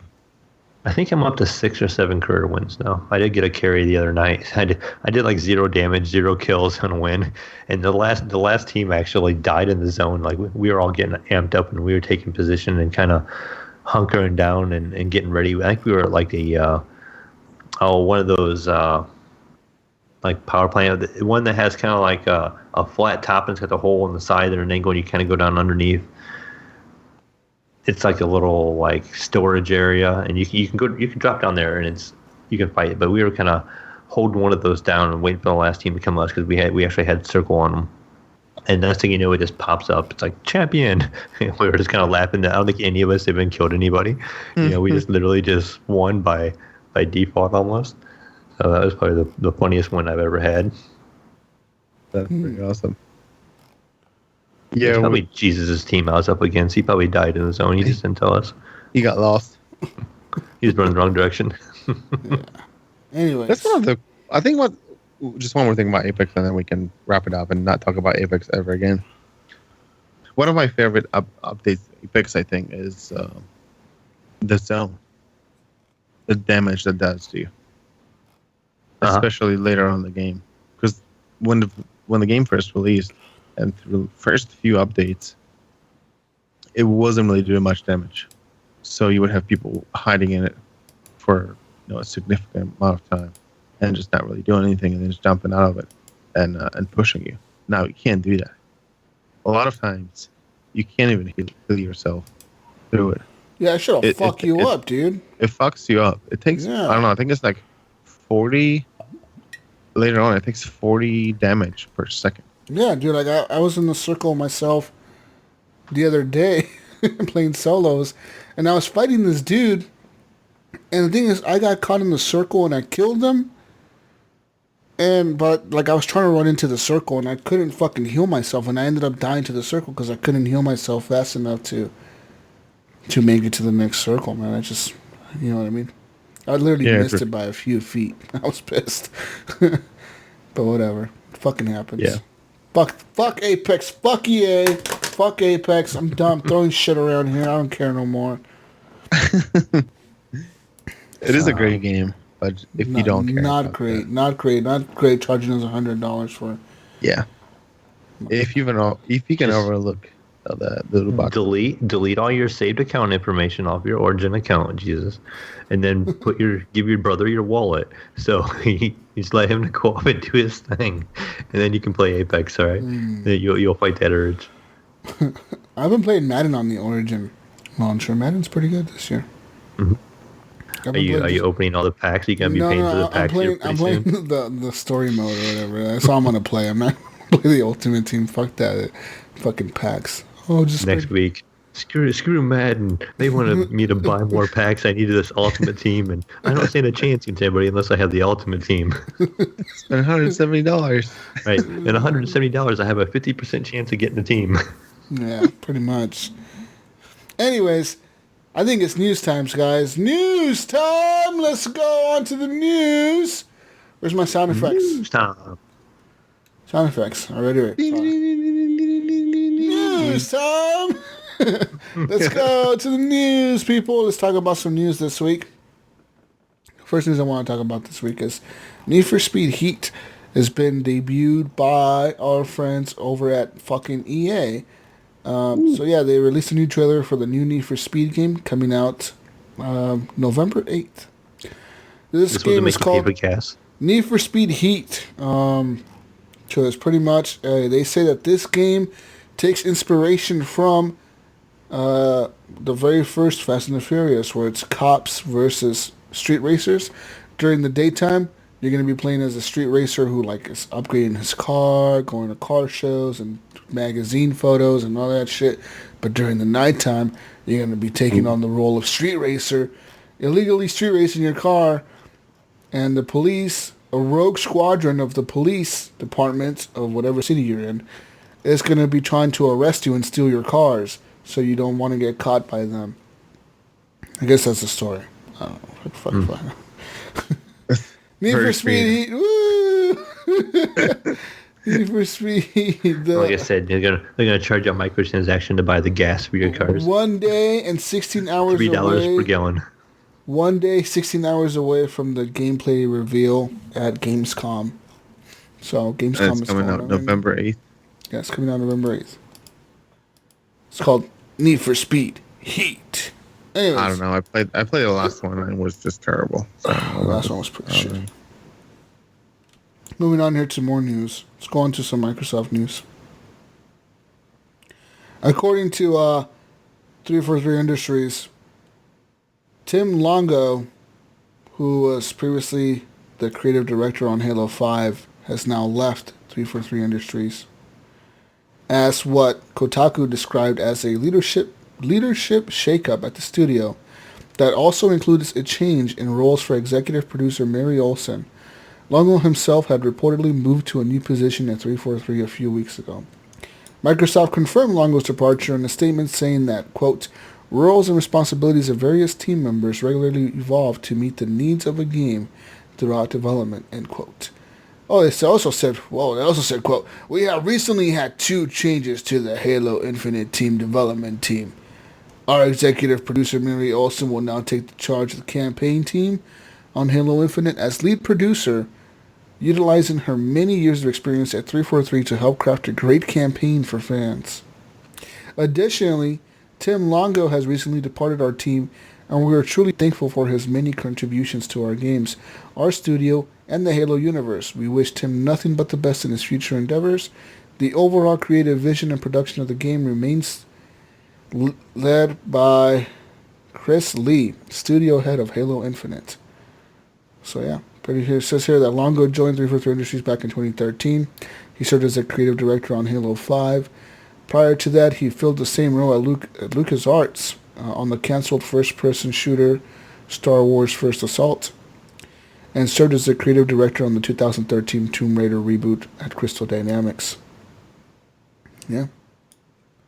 Yeah. He's excited. I don't know what to say. The only thing I can say is I've never played a single Halo game. What? Oh my! God damn it! Get this guy off the show, man.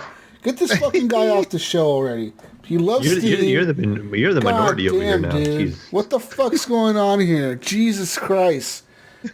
We just lost all our listeners. I just heard everyone turn off the podcast right now. We might as well just talk about whatever now because everyone just turned it off. Jesus Christ! I ruined it. Oh man, we just lost every listener we had, man. What the fuck? Hey, did you? The fuck? You've never played a Halo? The last bit of that article.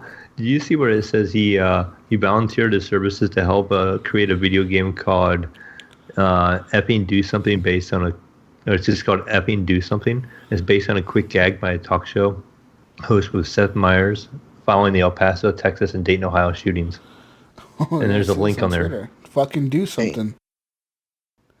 It must be like a game about passing a law about gun control or something. Yeah, like that. And it shows a picture of the game, like the load screen, and it shows like the White House, and this is called Epping Do Something.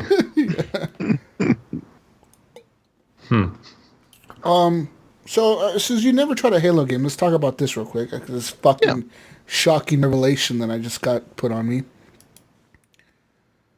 Are you interested in playing the Halo MCC collection or the Halo Master Chief collection coming to Steam this fall or winter? If it's on Steam, yes. Well, Microsoft already stated that they're going to release all their games on their Game Pass, which is available on Game Pass, on Windows 10 and on Steam. They've already said that they're committed to Steam, they've committed to Windows 10, they've committed to Game Pass. So, I mean, I can just get it on Game Pass, really. I mean, if you have the Game Pass, then it'll be on there, yeah, because they already said that it'll be on the Game Pass. Yeah, so like that's actually all the Halos. You're going to be able to play Halo 1 through 5. So there you go, no more excuses. Wait a minute, is that all multiplayer or is it single player? No, it's everything. All the it was yeah, really and the cool. campaigns. What's really cool about it is that they bring all the multiplayer from all the games, and you can actually select like, I want to play the multiplayer of Halo 1, and you get locked into those kind of lobbies. You can select like which lobbies you want to get locked into, if you just want to be part of all of them, or some of the modes or whatever. Like, it's pretty interesting how they did the MCC. So yeah, that's coming over to it's coming to PC this winter. Well, November. Everyone's thinking November, right before Christmas. But it's going to be fucking huge for PC gamers because they already said, like, yeah, we're coming to Steam, we're coming to the Game Pass, we're coming to Windows. So be ready. Yeah, that's sweet. I'm definitely interested because I've heard a lot about Halo. Yeah, dude. And I mean, if you get to play all of them, if you already have Game Pass, fuck, why not? You know? Fuck yeah, it's an incredible thing about Game Pass is fucking incredible. It's such a good deal. So Microsoft is giving away their games, just giving them away, people. Woo! Moving on to more news then. Now that we fixed that Halo problem that we had earlier. Move on to more news. Forza 6 and all the DLC is going to be removed from sale in September, guys. It says here Microsoft's 2015 Xbox One and PC racing game Forza Motorsport 6 and all of its DLC is going to be removed from the digital storefronts on September 15th, the company has announced. Developer Turn 10 Studios announced that the racing game will enter its end-of-life status that day. The game and its card packs expansion will no longer be available to buy digitally after that date. Those who already bought the game and or any of the DLC can continue to play it. Additionally, users can delete it from their hard drive and reinstall it at any point after the delisting. It says here, Forza 6 recently became free on Xbox One through Games with Gold, so now is a good time to pick up the racing game before it's no longer available. On top of all that, all of the game's DLC has been put on sale for one bundle that you can buy for $5. Forza Motorsport 7 followed in 2017. Blah, blah, blah. It's just a bullshit article, but you know what? I need to go to Xbox and do that. Get my free games. I hear Gunny's heartbreaking. Doesn't he play a lot of Forza 6? I know he likes the regular Forza. Fucking Gunny. Gunny's gonna cry. Not my Forza. Good thing he's at a theme park having fun right now, because when he comes home and finds out, he's going to be crying. He's heartbroken, guys. You guys don't know what Gunny's going to go through when he hears about this. Not my Forza. That's crazy. So why is that getting removed? I don't know why. Free. Just make it free, if anything. Yeah, it is kind of weird that they're just kind of doing away with it completely. Like, well, why can't it just it is free. It's like Games with Gold. Well, let me look at the blog post. Okay. They got a blog post up, guys. Okay, so basically, if you have... Yeah. So it says here earlier this week, so starting August 15th, so a couple days ago, Forza 6 became part of the Xbox Live Games with Gold. No, they don't say. They don't give a reason why. They just say we're going to remove it. I'm wondering if it's some licensing to do with the cars that they have. And then you think that would affect the future versions. If it was a licensing issue, it would affect like all the versions of the games. Like, why would it only affect, Forza 6? Why not 7? And why not Horizons or any of that if it's a licensing issue? Yeah. How old is Forza 6? 2015. Then it's old. Who the fuck cares? I mean, Gunny. The only person. Gunny. This is the person who cares. Anyways, where the fuck are the games with gold on the Xbox website? Jesus Christ, I can't find them. Games home, console games. There we go, games with gold. I'm gonna redeem my games, guys. Anyways, oh fuck, I need to read more news, huh? Fuck. Get a free game. More news, more Halo news. Halo Infinite will have AAA player investment experience that will include microtransactions. A newly posted job ad at Halo Infinite developer 343 Industries provides a clue into what to expect from the Xbox One and PC shooter as it relates to the live nature of the game. It says here Microsoft is hiring a live design lead who will come up with strategies to keep people engaged with Halo Infinite for a long time after release. This includes all manner of things, from in and out of game progression, social media engagement, and seemingly through some kind of microtransaction strategy.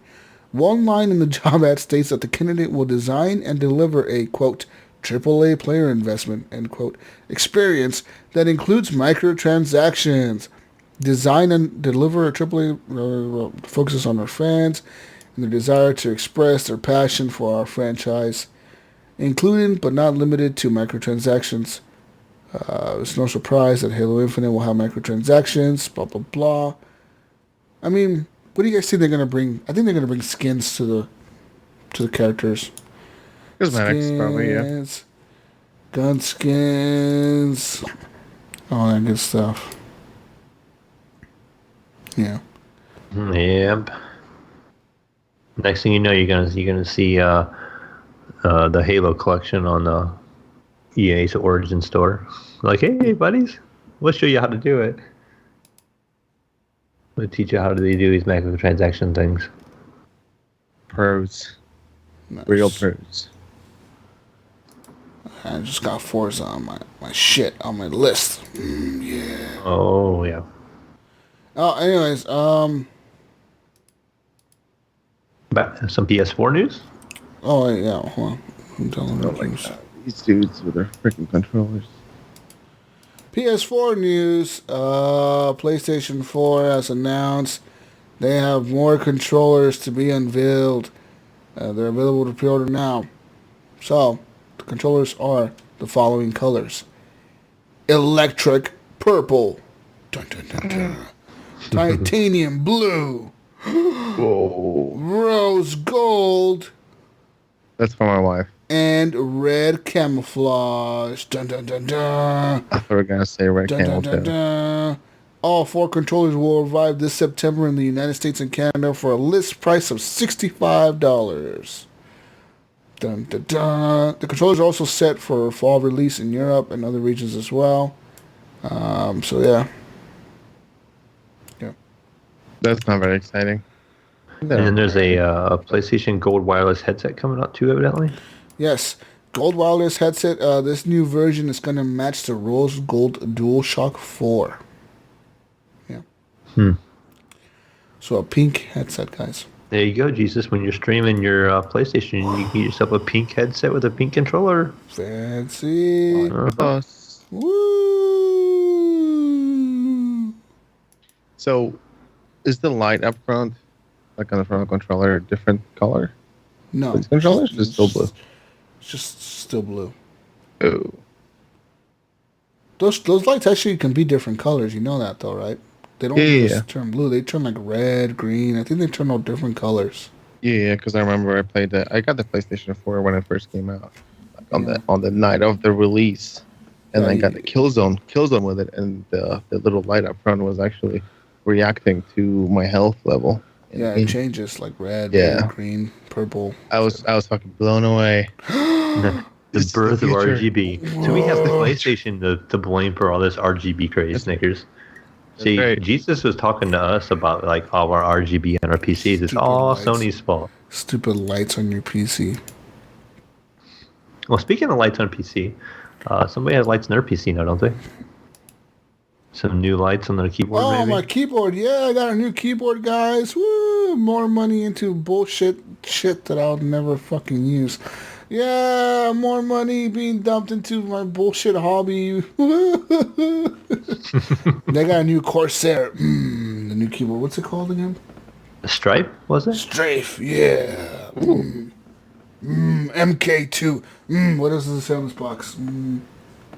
Yeah. RGB. Yeah, fuck you. All the RGB.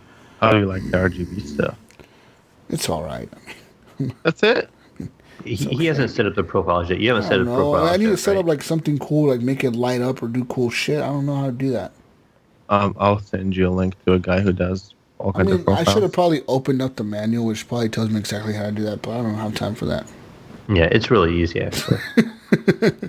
Anyways, guys, moving on to more news. Let's talk about Epic Store. Epic Game Store update is going to bring new features. The Epic Game Store has rolled out a new update which introduced a few new features, including the long-awaited cloud save support. Finally.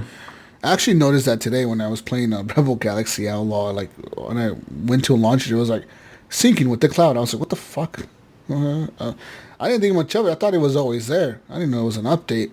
No, yeah, honestly, I knew they didn't have that last time I knew, and I'm actually kind of glad it actually has it because to me it's kind of a must. I remember when Steam had that, and it was so nice because I uninstall and reinstall games all the time. Yeah. Like I'm always moving around if I don't play for a while, and this will save your save if you want to install it.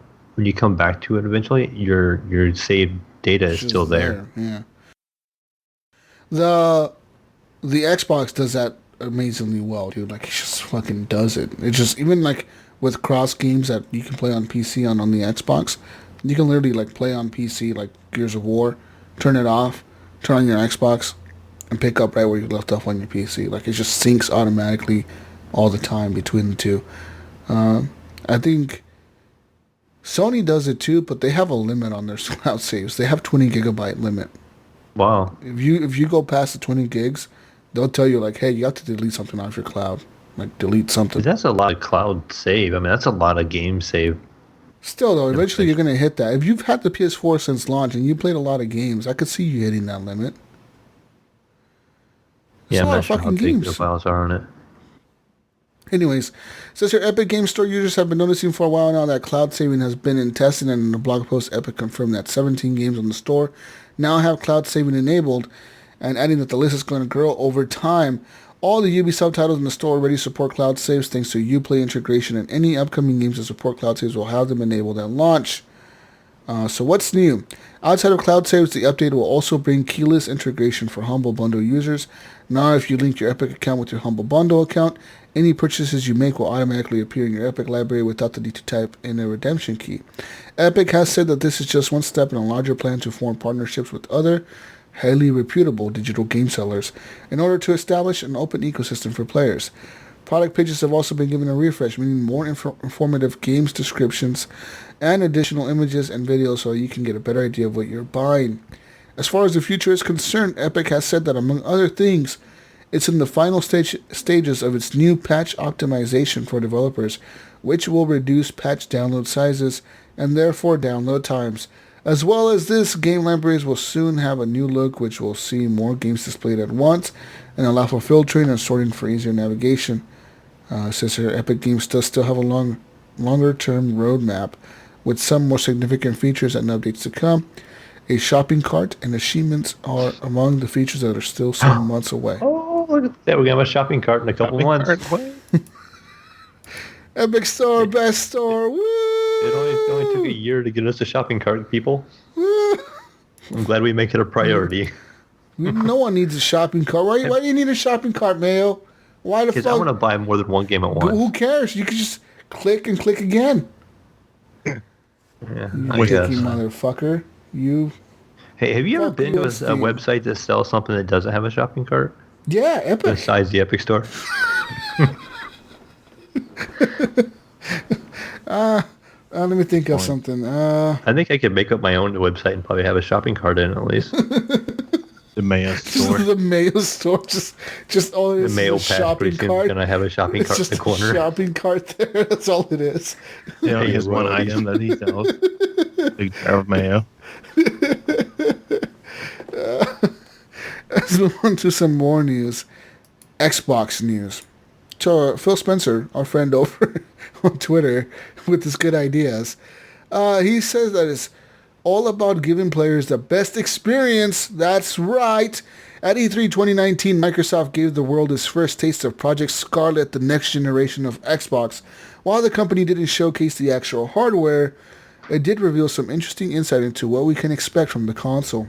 We know it'll boast a solid-state drive.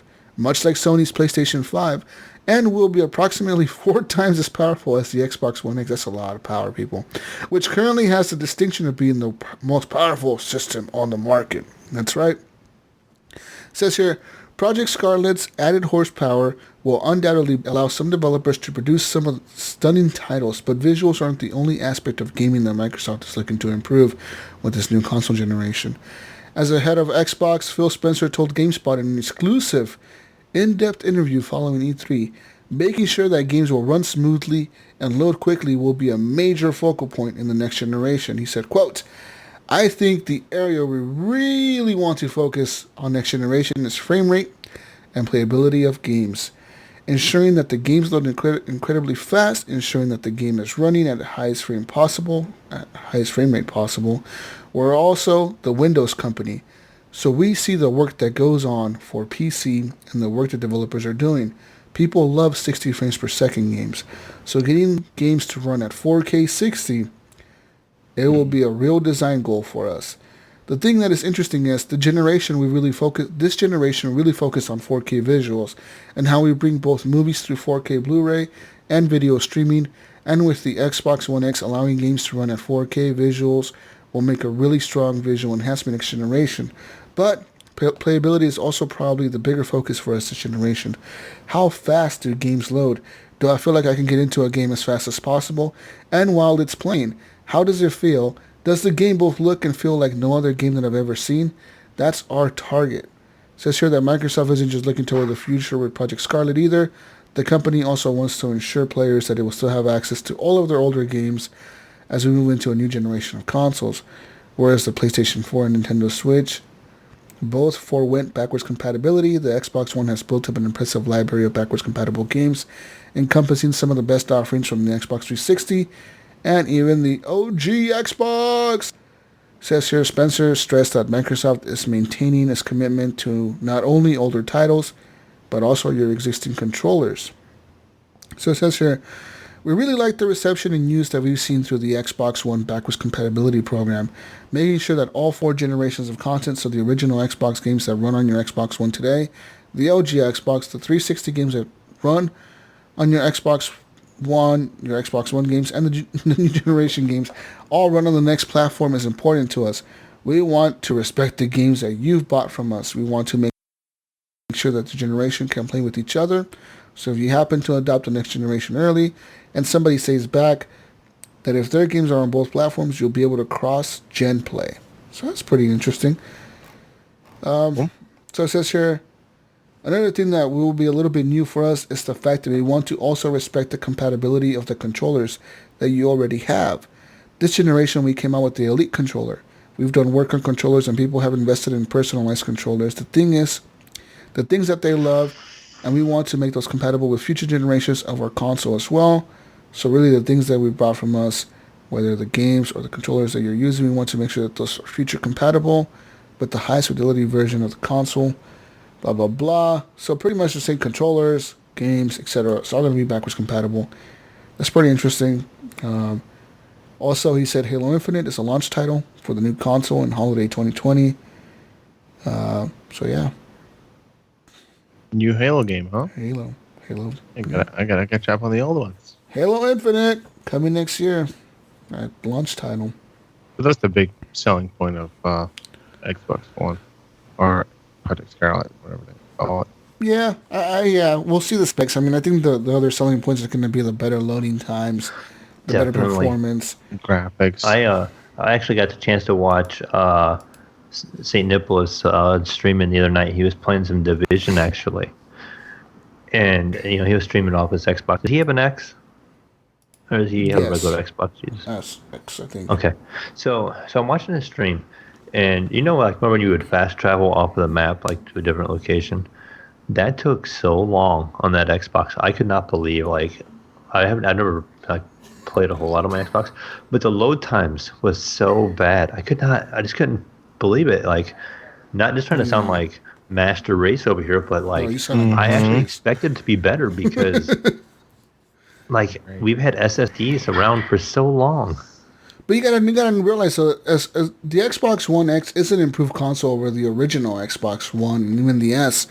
The thing is, though, the hard drive on the On the X, it's still an old hard drive, dude. It's one of those like old 7200 RPM old school shit. Yeah, and I couldn't that's the believe how thing. slow it was. You buy a console to keep your costs low. You know, you can buy a cheap PC and keep your costs low, and it's gonna take us just as long as on an Xbox. But Right. you can shove an SSD in an Xbox, spend more money on it, and I'm pretty sure. Can you? 'Cause Yeah. I know you can do it on the PlayStation. Well, you can plug external SSDs to it. I think There you go. you may be even able to replace it, but I think that voids your warranty.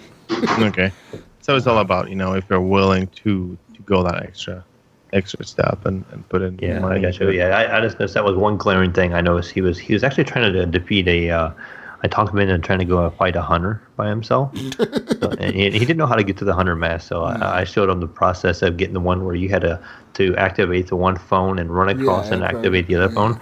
And I bet him. I said, "This thing's gonna kill you." And he's like, "No, man, I'm a bad dude." And he was like, his gear score is like 498 or something like that. And I was kind of helping showing him how he can modify his weapons to get that higher too.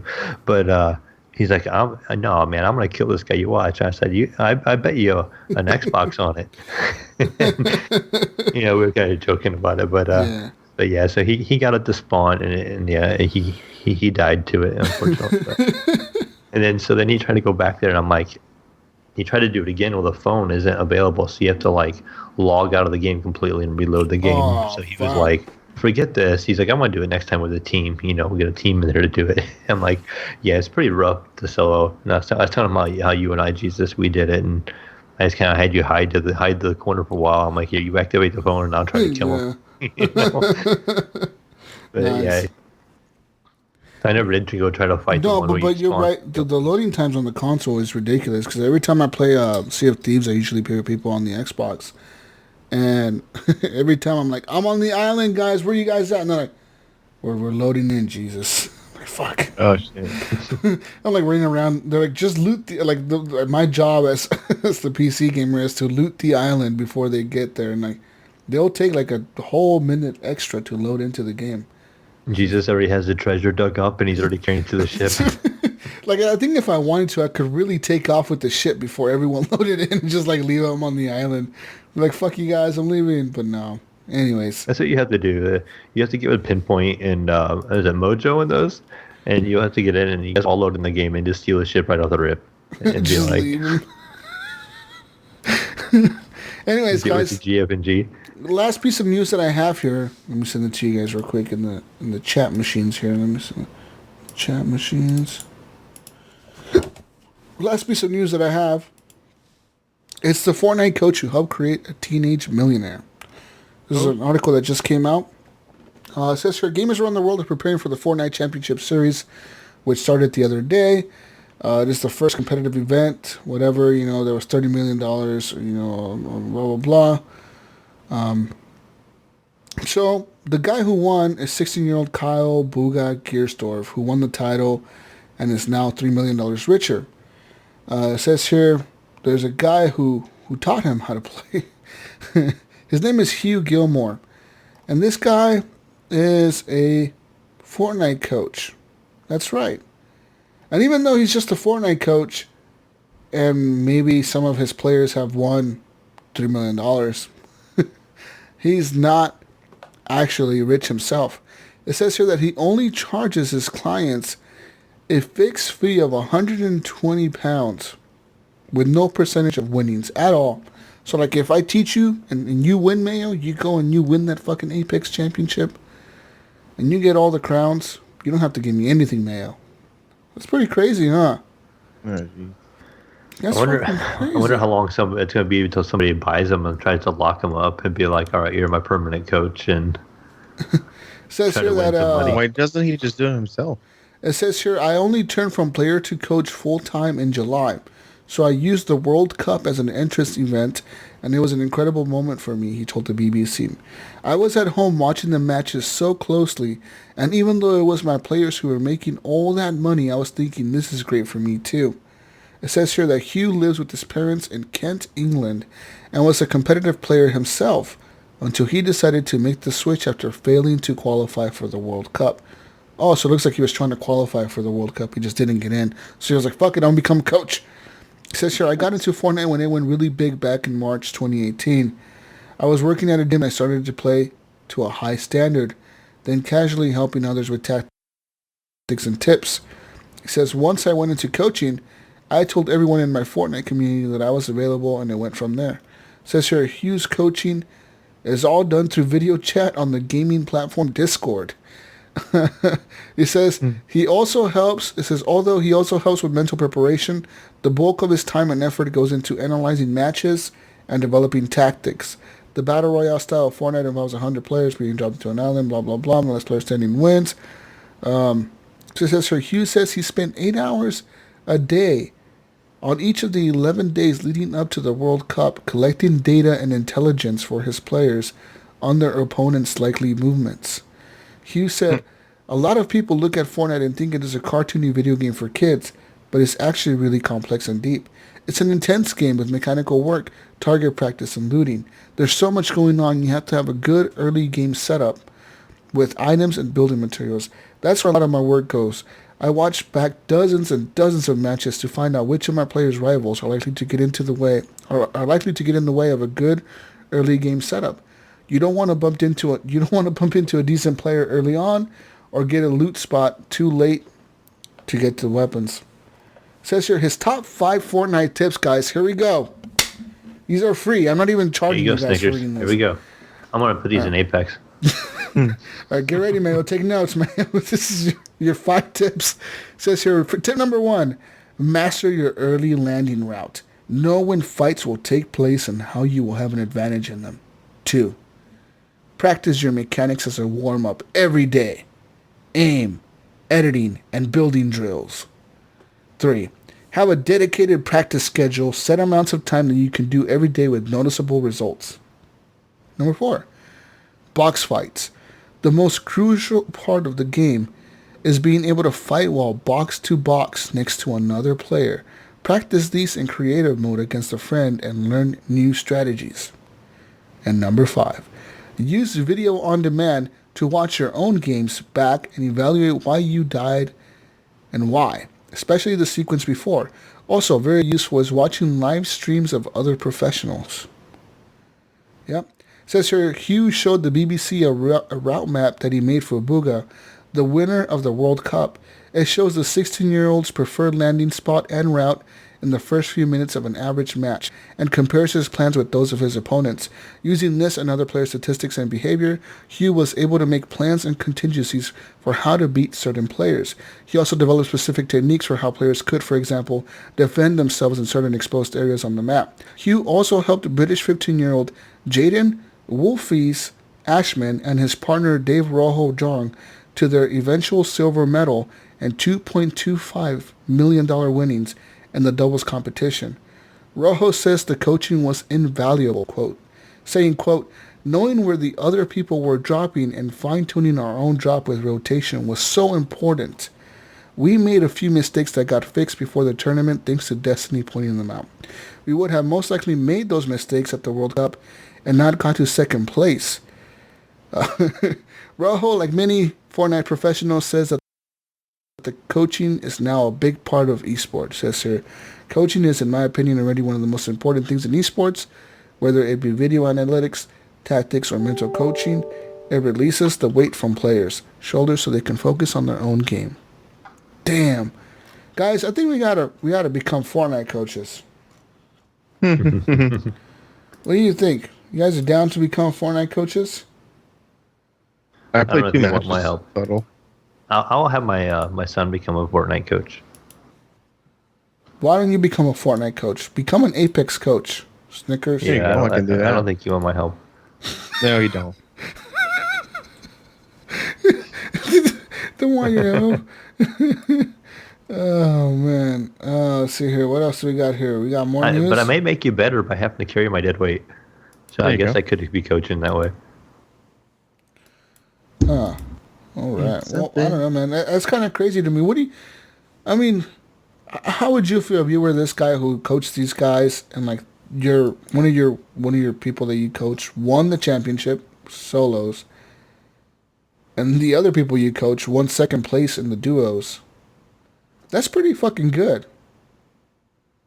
Yeah, I mean, I guess it's, but they're still the ones in that situation. They're the ones still making the decisions. So I mean, yeah, you do prepare them to make them able to decipher that information, but it's still that player was still in New York, still in front of the crowd, still trying to do all this in front of a live audience and trying to do all that stuff too. So you also have a lot of pressure there, and you have to be to perform in that pressure too. So yeah. In other news, Fortnite World Champion Kyle Booga Giersdorf was swatted during a live stream. It says here the teen who took home $3 million after winning the Fortnite World Cup last month was swatted while streaming the video game from his home. Kyle Booga, who's 16, was nearing the end of a match in Fortnite Arena Trios when he suddenly abandoned his keyboard. Did he just leave mid-game? Another gamer could be heard asking. Off camera, Giersdorf was heard speaking with his father, saying, "I've been swatted." So pretty much this dude got swatted. It's fucking bullshit. In UK, right? Still wasn't here. No, I think he lives in the US. Yeah. Yeah. Oh yeah, PA. Yep. Yeah, he lives in the United States. The coach lived in the UK. Oh yeah, the coach was in the UK. It says here that the reason that the swatting didn't get out of hand and like no one kicked in his fucking door or anything was because one of the police officers responding to the swatting call actually knew him. Like, they knew who he was. Wow. Like so the officer knew that like, hey, this kid is a streamer. This kid just won the world championship in Fortnite. He's a streamer. He's really popular right now. He's probably being swatted. So when the police went to the house, they asked the dad, like, hey, is there anything wrong? The dude was like, no. And they actually just, like, kind of, like, real quick checked the house. They didn't make a big deal out of it. They didn't, like, kick doors down or whatever. So, all that good stuff. But, yeah. It's crazy. Yeah. Anyways. Yeah. It's now a federal offense to swat somebody. It is, yeah. Not a joke. You go to fucking prison for a long time. Yeah. Fuck yeah. Well, especially after that one dude died, remember? A few years ago, a couple years ago. He got shot on this freaking... He got shot. Opening his door, right? Yeah. They shot him. Yeah, so that dude got 20 to 25 years in prison. Yeesh. The guy who not worth it. Yeah, for what, man? For a joke? For fucking laughs? Whatever? The lols? Fucking dumbasses. That's something a Steam user would do.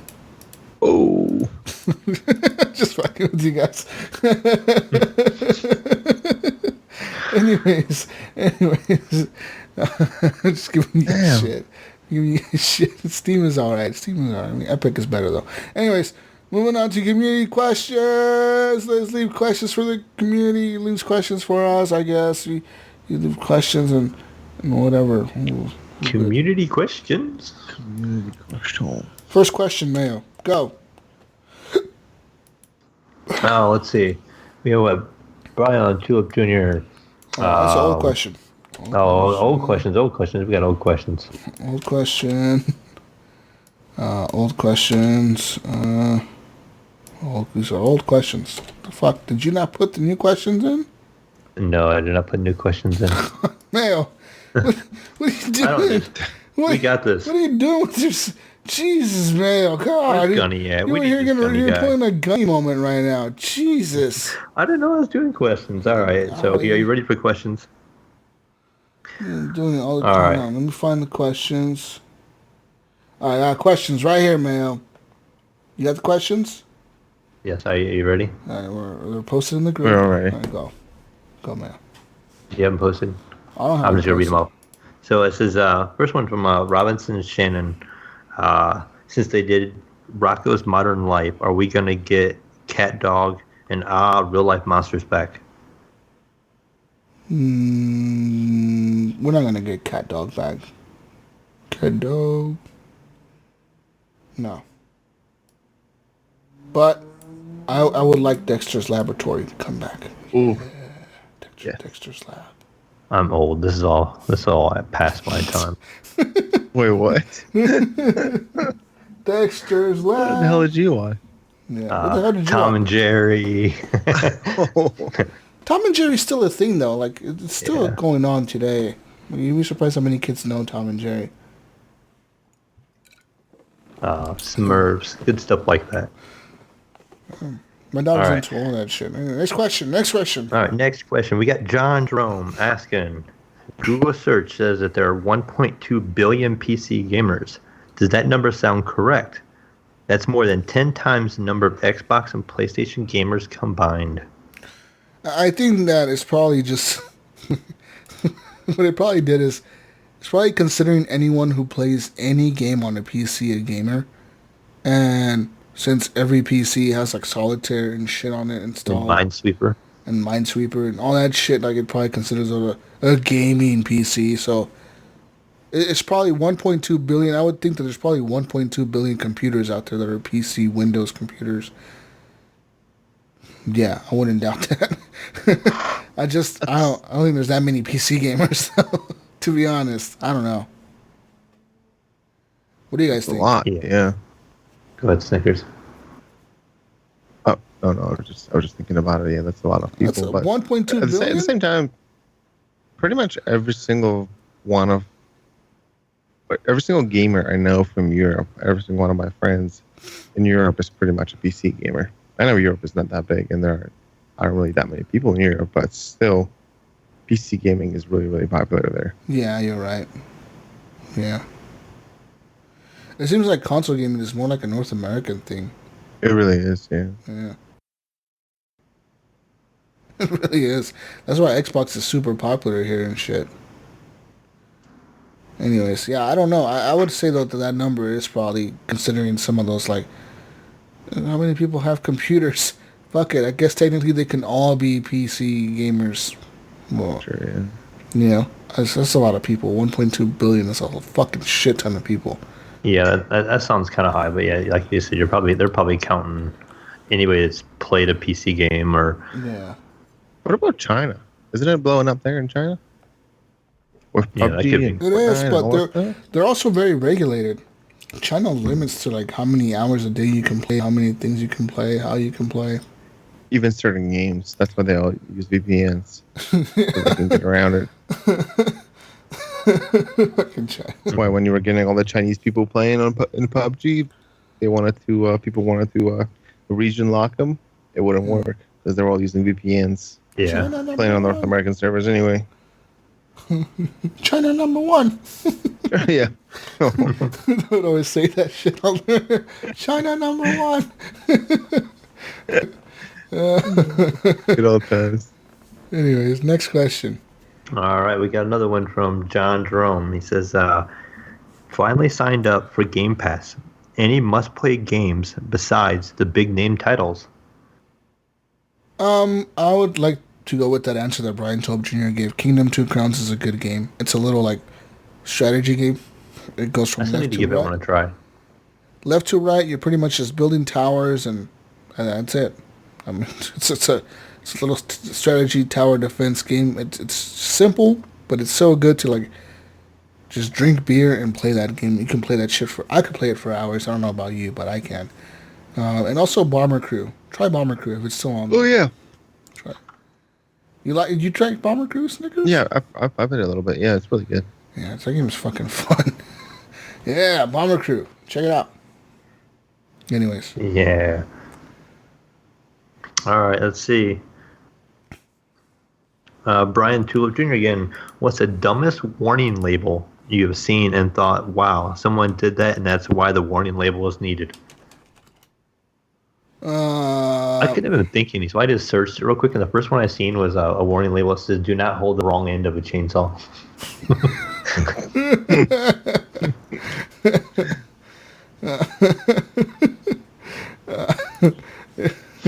Yeah, I guess that was a pretty good one. Hard to beat. I don't know, man. When I guess coffee is hot, it's a pretty All that stupid McDonald's. Yeah, Yeah. yeah. Yeah. What else? I'm trying to look up stupid warning labels. I don't know, man. The chainsaw one is there a lot. Yeah, the chainsaw one is there a lot. I guess people really would use the wrong side of the chainsaw. Somehow that's happened. They've had to put that label on there. Man. Yeah, I don't know. There's one on here that says, I've never seen this before, but it says it's a shirt tag, and it says 100% polyester, wash inside and out, and remove child before washing. Made in China. Wow. Remove child. Some parenting advice for you there, Snickers. Remove the child before you wash the clothes. Yeah, I don't know, man. It's probably the dumbest one I've ever heard of is that chainsaw one. Yeah. Anyhow, let's see what else we got here. We have one from Nipron. Shout out to Nipron. It says, if you were held hostage and you were allowed to say or show one thing to social media but can't say anything related to being a hostage, what would you say? Oh, jeez. So what's like anything related to being a hostage? Like saying help me? Is that being related to being a hostage? Probably, he's probably saying if you can't say that you're in trouble and you have to like do like a cryptic message to somebody. Like off the top of my head, I thought of this for a second already. My first example for me would be maybe the word siege or Rainbow Six. It'd be like Rainbow Six, because people wouldn't really pick up on what that means. You know, like I think literally nobody will pick up on that. People would think you're playing Rainbow Six Siege. Probably. Yeah, I'm playing real life Rainbow Six Siege. Come get me. Mayo is really playing. He really likes that Rainbow Six Siege game. He's somewhere there posting about it on. Just keep retweeting it over and over. Siege, Rainbow Six, Rainbow Six, Rainbow Six. See, it couldn't be anything video game related for me because people would think that I'm just playing the fucking game. That would be kind of like impossible. I don't know what I would do. It would have to be. You can't say help. Anyway. It just says here. It says but you can't say anything related to you being a hostage. So you can't say anything related to being a hostage. Can we show one thing? What do you mean show one thing? Like a video clip? I mean, he did say you're allowed to say or show one thing to social media, but you can't say anything related to being a hostage. I'll show my hands tied up. What the fuck you mean? I don't know. Isn't that related to being? Yeah, that's related. But I'm not saying it. Well, I don't know. Snickers, maybe his hands were tied up often. Yeah, maybe. Some bondage action there. I don't know, man. That's really a tough one. What do you say in a situation when you're in a hostage situation? You can't say it out loud, but you could post one thing. It's like, think about it. Like, okay, you're in a bank one day, and these guys kick in the fucking front doors, and they come in with guns shooting, and they tell everyone to get down.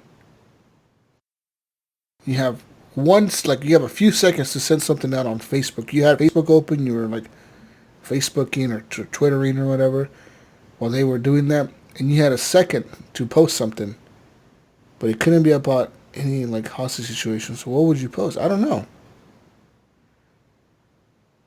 I don't know what I would post. It's kind of impossible. Probably just say help and then you tag the location that you're going to. Oh, wow.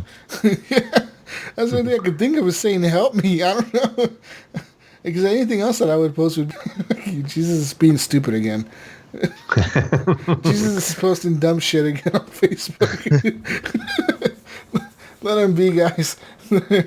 People would be laughing reactions at my Facebook posts. They wouldn't believe you anyways, Jesus. Yeah. You would post something and nobody would come running because they're like, there he goes again.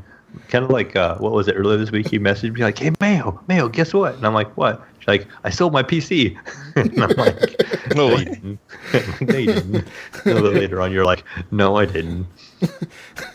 Yeah, no one would believe me. Like, Jesus is on his bullshit again. Let's laugh react at this. Someone were trying to ask for help. Help me, guys, I'm dying. Fuck, I don't know. I would post a quote that says how much the ransom was. Like they said, we want $1 million for your release. I'll be like, $1 million. And they're gonna think you're talking about your ambers. Yeah, Or your people will embers. think. Yeah, people will think I'm talking about something sick. Jesus wants $1 million again. Fuck. Shit, I don't know. Again. Yeah, I don't know, man. It would suck. Anyways, All right. I want to save the last Facebook one for last. So I'm going to go over to Discord real quick over here. And on Discord, we have from Cadillac. He says, podcast question, not for Canucks. He says, with everyone into 4K, HDR, and all that jazz, why isn't sound more popular? You have guys compared the sound of a sound bar versus a real receiver and speakers. I was blown away at how much speakers setup cost and sounded better. Well, speakers are always going to sound better than a soundbar. Pretty much answers the question right there. He says it costs much more and it sounds way better. Think about like how much He was asking why it wasn't as important as graphics, I think, in gaming world, but like you said, it's cost, I think. It's cost, and it's pretty much the thing with speakers, man, and with gaming. A lot of people don't want to hear your games. You know what I mean? Like if you have a significant other or family or whatever in your house, and you're fucking gaming and you're playing Battlefield or something, and there's explosions and helicopters and fucking machine guns going off and fucking screaming and explosions, and your significant other, your fucking kids, anyone else in your fucking family doesn't want to hear that shit. Like, put your fucking headset on. What are you doing with that shit blaring all loud in your fucking house? You know what I mean? No one wants to hear it. Mm-hmm. I remember Imes on a Horrible Awkward podcast talking about that. He says his neighbors probably love it when he's playing. I think he was talking about playing Call of Duty, and he has like big audio set up, and he says it's super loud and just fucking explosions and guns. Ah, grenade out! Fucking, you know, fucking screaming, grenade out! Reload! I'm out! Fucking all kinds of shit. Like, what the fuck? No one wants to hear all that. Put your fucking headset on and shut up and go over there and play your games. It's a hard background noise too. Like my wife hates the sound of like gunfire. Like if I'm watching a stream or something like that, like say I'm watching you or Snickers play Apex, that shooting noise is so like there that it's, even though she's watching TV on her phone or whatever, and she's right there in the area, it's very noticeable. It's fucking loud as shit, dude. You know what I mean? No one wants to hear that, man. That's why. Yeah. Another thing is your microphone will pick it up and then feedback, and people will hear what you can hear on your speakers. That's why headphones are so popular in gaming. Yeah, I pretty much can't live without them anymore. I'm pretty sure it just feels awkward anymore without having my headphones on to play games now. Yeah. Like it just doesn't feel right. Even I tried actually playing Apex the other day without my headphones on, just using my monitor speakers, because my ultrawide has really good speakers, and it just no. Snickers is right. Even though it's really good audio, like it's just not nearly the same and not nearly as good, I guess. Yeah, for me, speakers are more of like a movie thing. If you're watching a movie and you really want like a good sound system for a movie, you know, you wouldn't want to watch a movie with headphones on. It just feels weird. But like, you would want to watch a movie with good speakers. It's just, for video games though, man, like I said, it's too, I don't know, it's too, like, people don't want to hear that shit. It's too intrusive. I mean, there can be CMs, and, you know, like I was showing kind of like my setup to Paul a little bit. Like I have an external DAC, which is a digital to analog converter, you know, and it's kind of like a little amplifier going to my headphones and help push them a little better. And it does, you can adjust the bass a little bit, and it is nice having an extra bass or treble if you want it, or want to cut back the bass. But yeah, definitely I think it's more a movie thing. Mm-hmm. But last question here from Brink over on Facebook. And Brink asks, he says, get your own damn questions. You're always taking ours.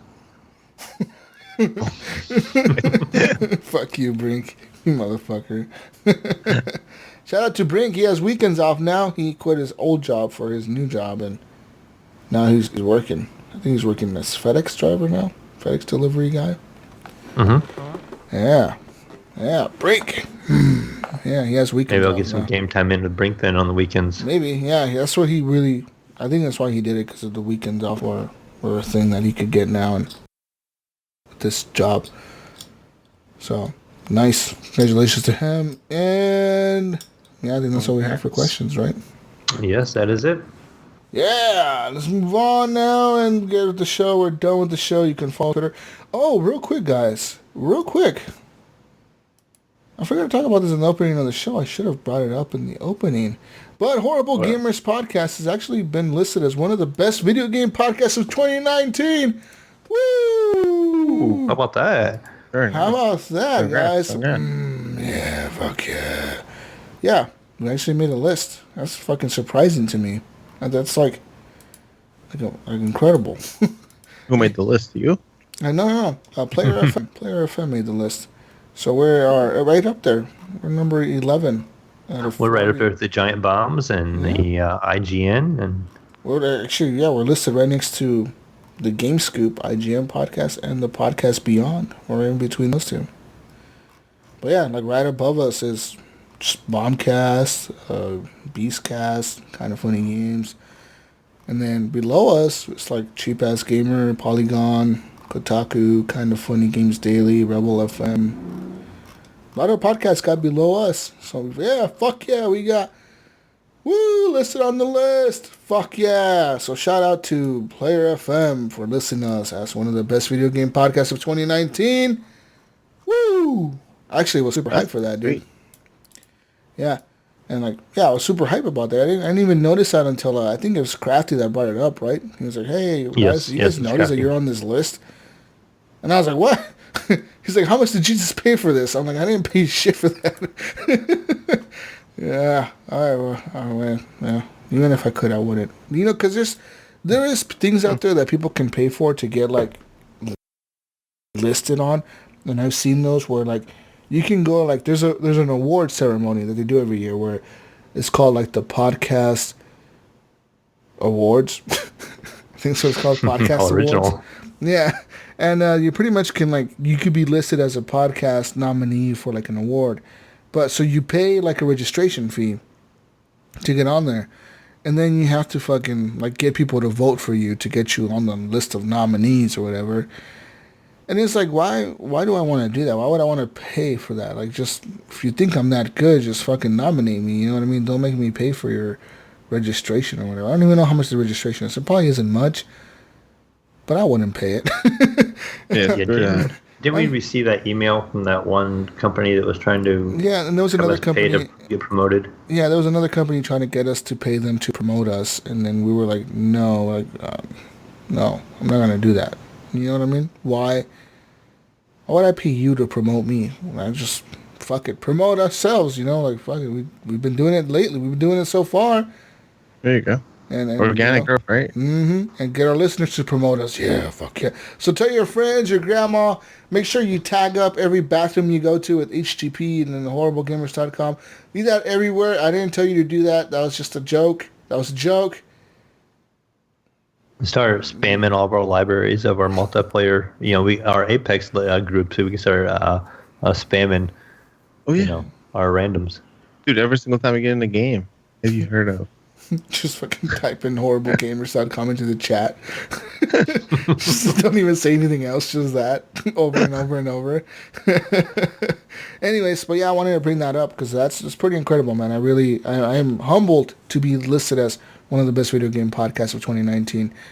It's been 5 years since we started this show, and to be on a list like that is fucking incredible. I didn't think we would ever make a list like that, let alone be up there with Giant Bomb and IGN and all that shit. So hell yeah. Thanks to all the listeners for supporting us and getting us, listed and noticed, Yeah. Anyways, you can find me on Steam as Jesus Walks Out, on Epic Store as Jesus Walks Out, on Xbox Jesus Walks Out, on PlayStation GSUS Walks Out. I'll be playing some No Man's Sky this week again on the VR. I'll be on the creative mode, so if you want to play that bullshit ass story mode, I just don't play with me, I guess. I don't have the patience for that. or the time. What is the limit to the squad again? Is it 4 people per squad, Mayo? You can have?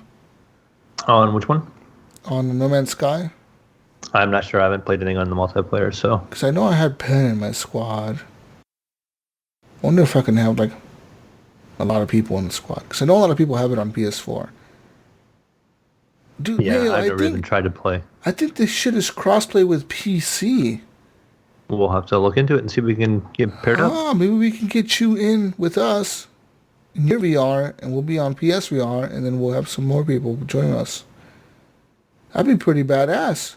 Yeah, if that'd be that actually works pretty out, cool. I can pick it up too, since I have VR for a little bit. It's on sale right now, $29.99. You don't own the No Man's Sky Snickers? Yeah, I downloaded it, so I have it. We'll see. Yeah, we just Yeah, gotta, so you should be able to play it off my library Snickers. I know you're in the Mayo Pass, so Yeah, but I was just saying that if we're all, trying to play together, I would have to buy it myself. right. the game. Yeah, so like we'll see. I mean, I don't know. I'm pretty sure it's crossplay with PC on the PS4. So I don't know. We'll see. We'll have to figure it out, guys. Anyways, find me on there. Add me, people. Let's play games and tell your friends about the show. Support us and get ready for next month's giveaway. $50 going to our Patreon machine that gets picked. Do we have an idea like when we're gonna do that? Like First week of September, I guess. First show September. You want to do it? how about the 14th? That's almost a month from the last run. Sure. 14th. Take the second Saturday of September. Second show of September. We'll be doing the drawing, people. $50 gift card this time around, and $50. a Cyberpunk 2077 decal. Yeah. Hey, Fuck is yeah. that a Steam gift card? Any kind of That's gift a gift card of choice, actually. So we do have some people that are PS4 people, and some Xbox people, and some PC people. So Some Switch people. Yeah. yeah, and then Switch people even. So a gift card of their video game platform of choice. You see that new Switch that they're doing at GameStop, that new deal they're doing? You trade in your old Switch, right? You can get the new Switch, the Switch 2.0 or whatever. And all the new Switch has is a better battery. But what they'll do is they'll give you $225 for your old Switch as a trade-in credit. But it has to be traded in towards a new Switch. So they're what GameStop is fucking smart. They're buying these people's Switches for like $225. They're gonna turn around and sell them for $250 or whatever. Or more. Yeah, so they're totally making their money off this shit. It's fucking crazy, man. The birth of GameStop again. No. Yeah, I mean, I don't know. It's kind of crazy, but yeah, like the people are doing it. And personally, I don't see the benefit of the upgrade. You're giving them your old Switch. You're getting $225 back, but you're still paying them $60 or $75 to get a new one. You're still losing $75. Yeah, but I can't remember if it was Imes that posted that on Facebook, but he was saying he was looking at buying some kind of way of extending his battery life, and if the new one has extended battery, so he would probably spend $50 to $75 to extend his battery of his current Switch anyways. You could buy a portable battery bank for $20. Yeah, and I don't know if that's what, like, he was looking at, if it has to be something unique to the Switch, because how Switch Nintendo can be, like, their stuff is very unique. Well, it's just a USB-C cord. Okay, yeah. I think that it would just work with any battery bank as long as you're just fucking willing to carry a battery thing with you. But I don't know. Whatever. That's up to you guys. If you want to upgrade, go do it on GameStop. GameStop.com. There you go. Not an official sponsor of the horriblegamers.com. Not an official sponsor. Anyways, where can we find you? All right, yeah. You can find me on Steam, Origin, Xbox, all those as the Mayo 1. And you're just going to find me on the Discord as the Mayo. That's probably the easiest place to get in to find me. I'm pretty much there all the time, posting on my phone, kind of watching on my phone. So the easiest way is to just download the Discord if you're on a PC. And if you're not on PC and you're on console and you want to get together on the Xbox even, the easiest way would probably still just to hit me up on Discord. You can download it to your phone, and it works just like the PC version. And it's pretty handy even on the phone, so you can just direct message me on there. Most on this the phone. Yeah. Real quick. Speaking of consoles, Mayo, I want to give a message to Ducky Toast. I think it's Ducky Toast. That's his gamer tag. Ducky Toast keeps messaging me when I'm playing Apex. Like, I get messages from, like, Windows. It's like, Ducky Toast has sent you an Xbox Live Party invite. Ducky Toast has sent you an Xbox Live message. Ducky Toast is asking you, are you playing Apex? Ducky Toast asked you, how do you like Apex? I'm like, Ducky Toast, I really want to play with you, dude, but I'm playing on PC, and I think he's on Xbox, and he sees me, he probably sees me online on the Xbox dashboard, you know what I mean? Mm-hmm. And it shows me playing Apex Legends, so he's probably thinking I'm playing on fucking Xbox, but I'm not. I'm playing on PC, Ducky. Get it on PC, we'll play. Ducky Toast. Shout out to Ducky Toast. I'm not talking to Ducky. Go ahead, Snickersnee. Go. Okay, well, you can find me at Snickersnee pretty much everywhere except for PlayStation, because I don't have an Xbox. I have a PlayStation 4, which I don't use, so I'm never going to mention that.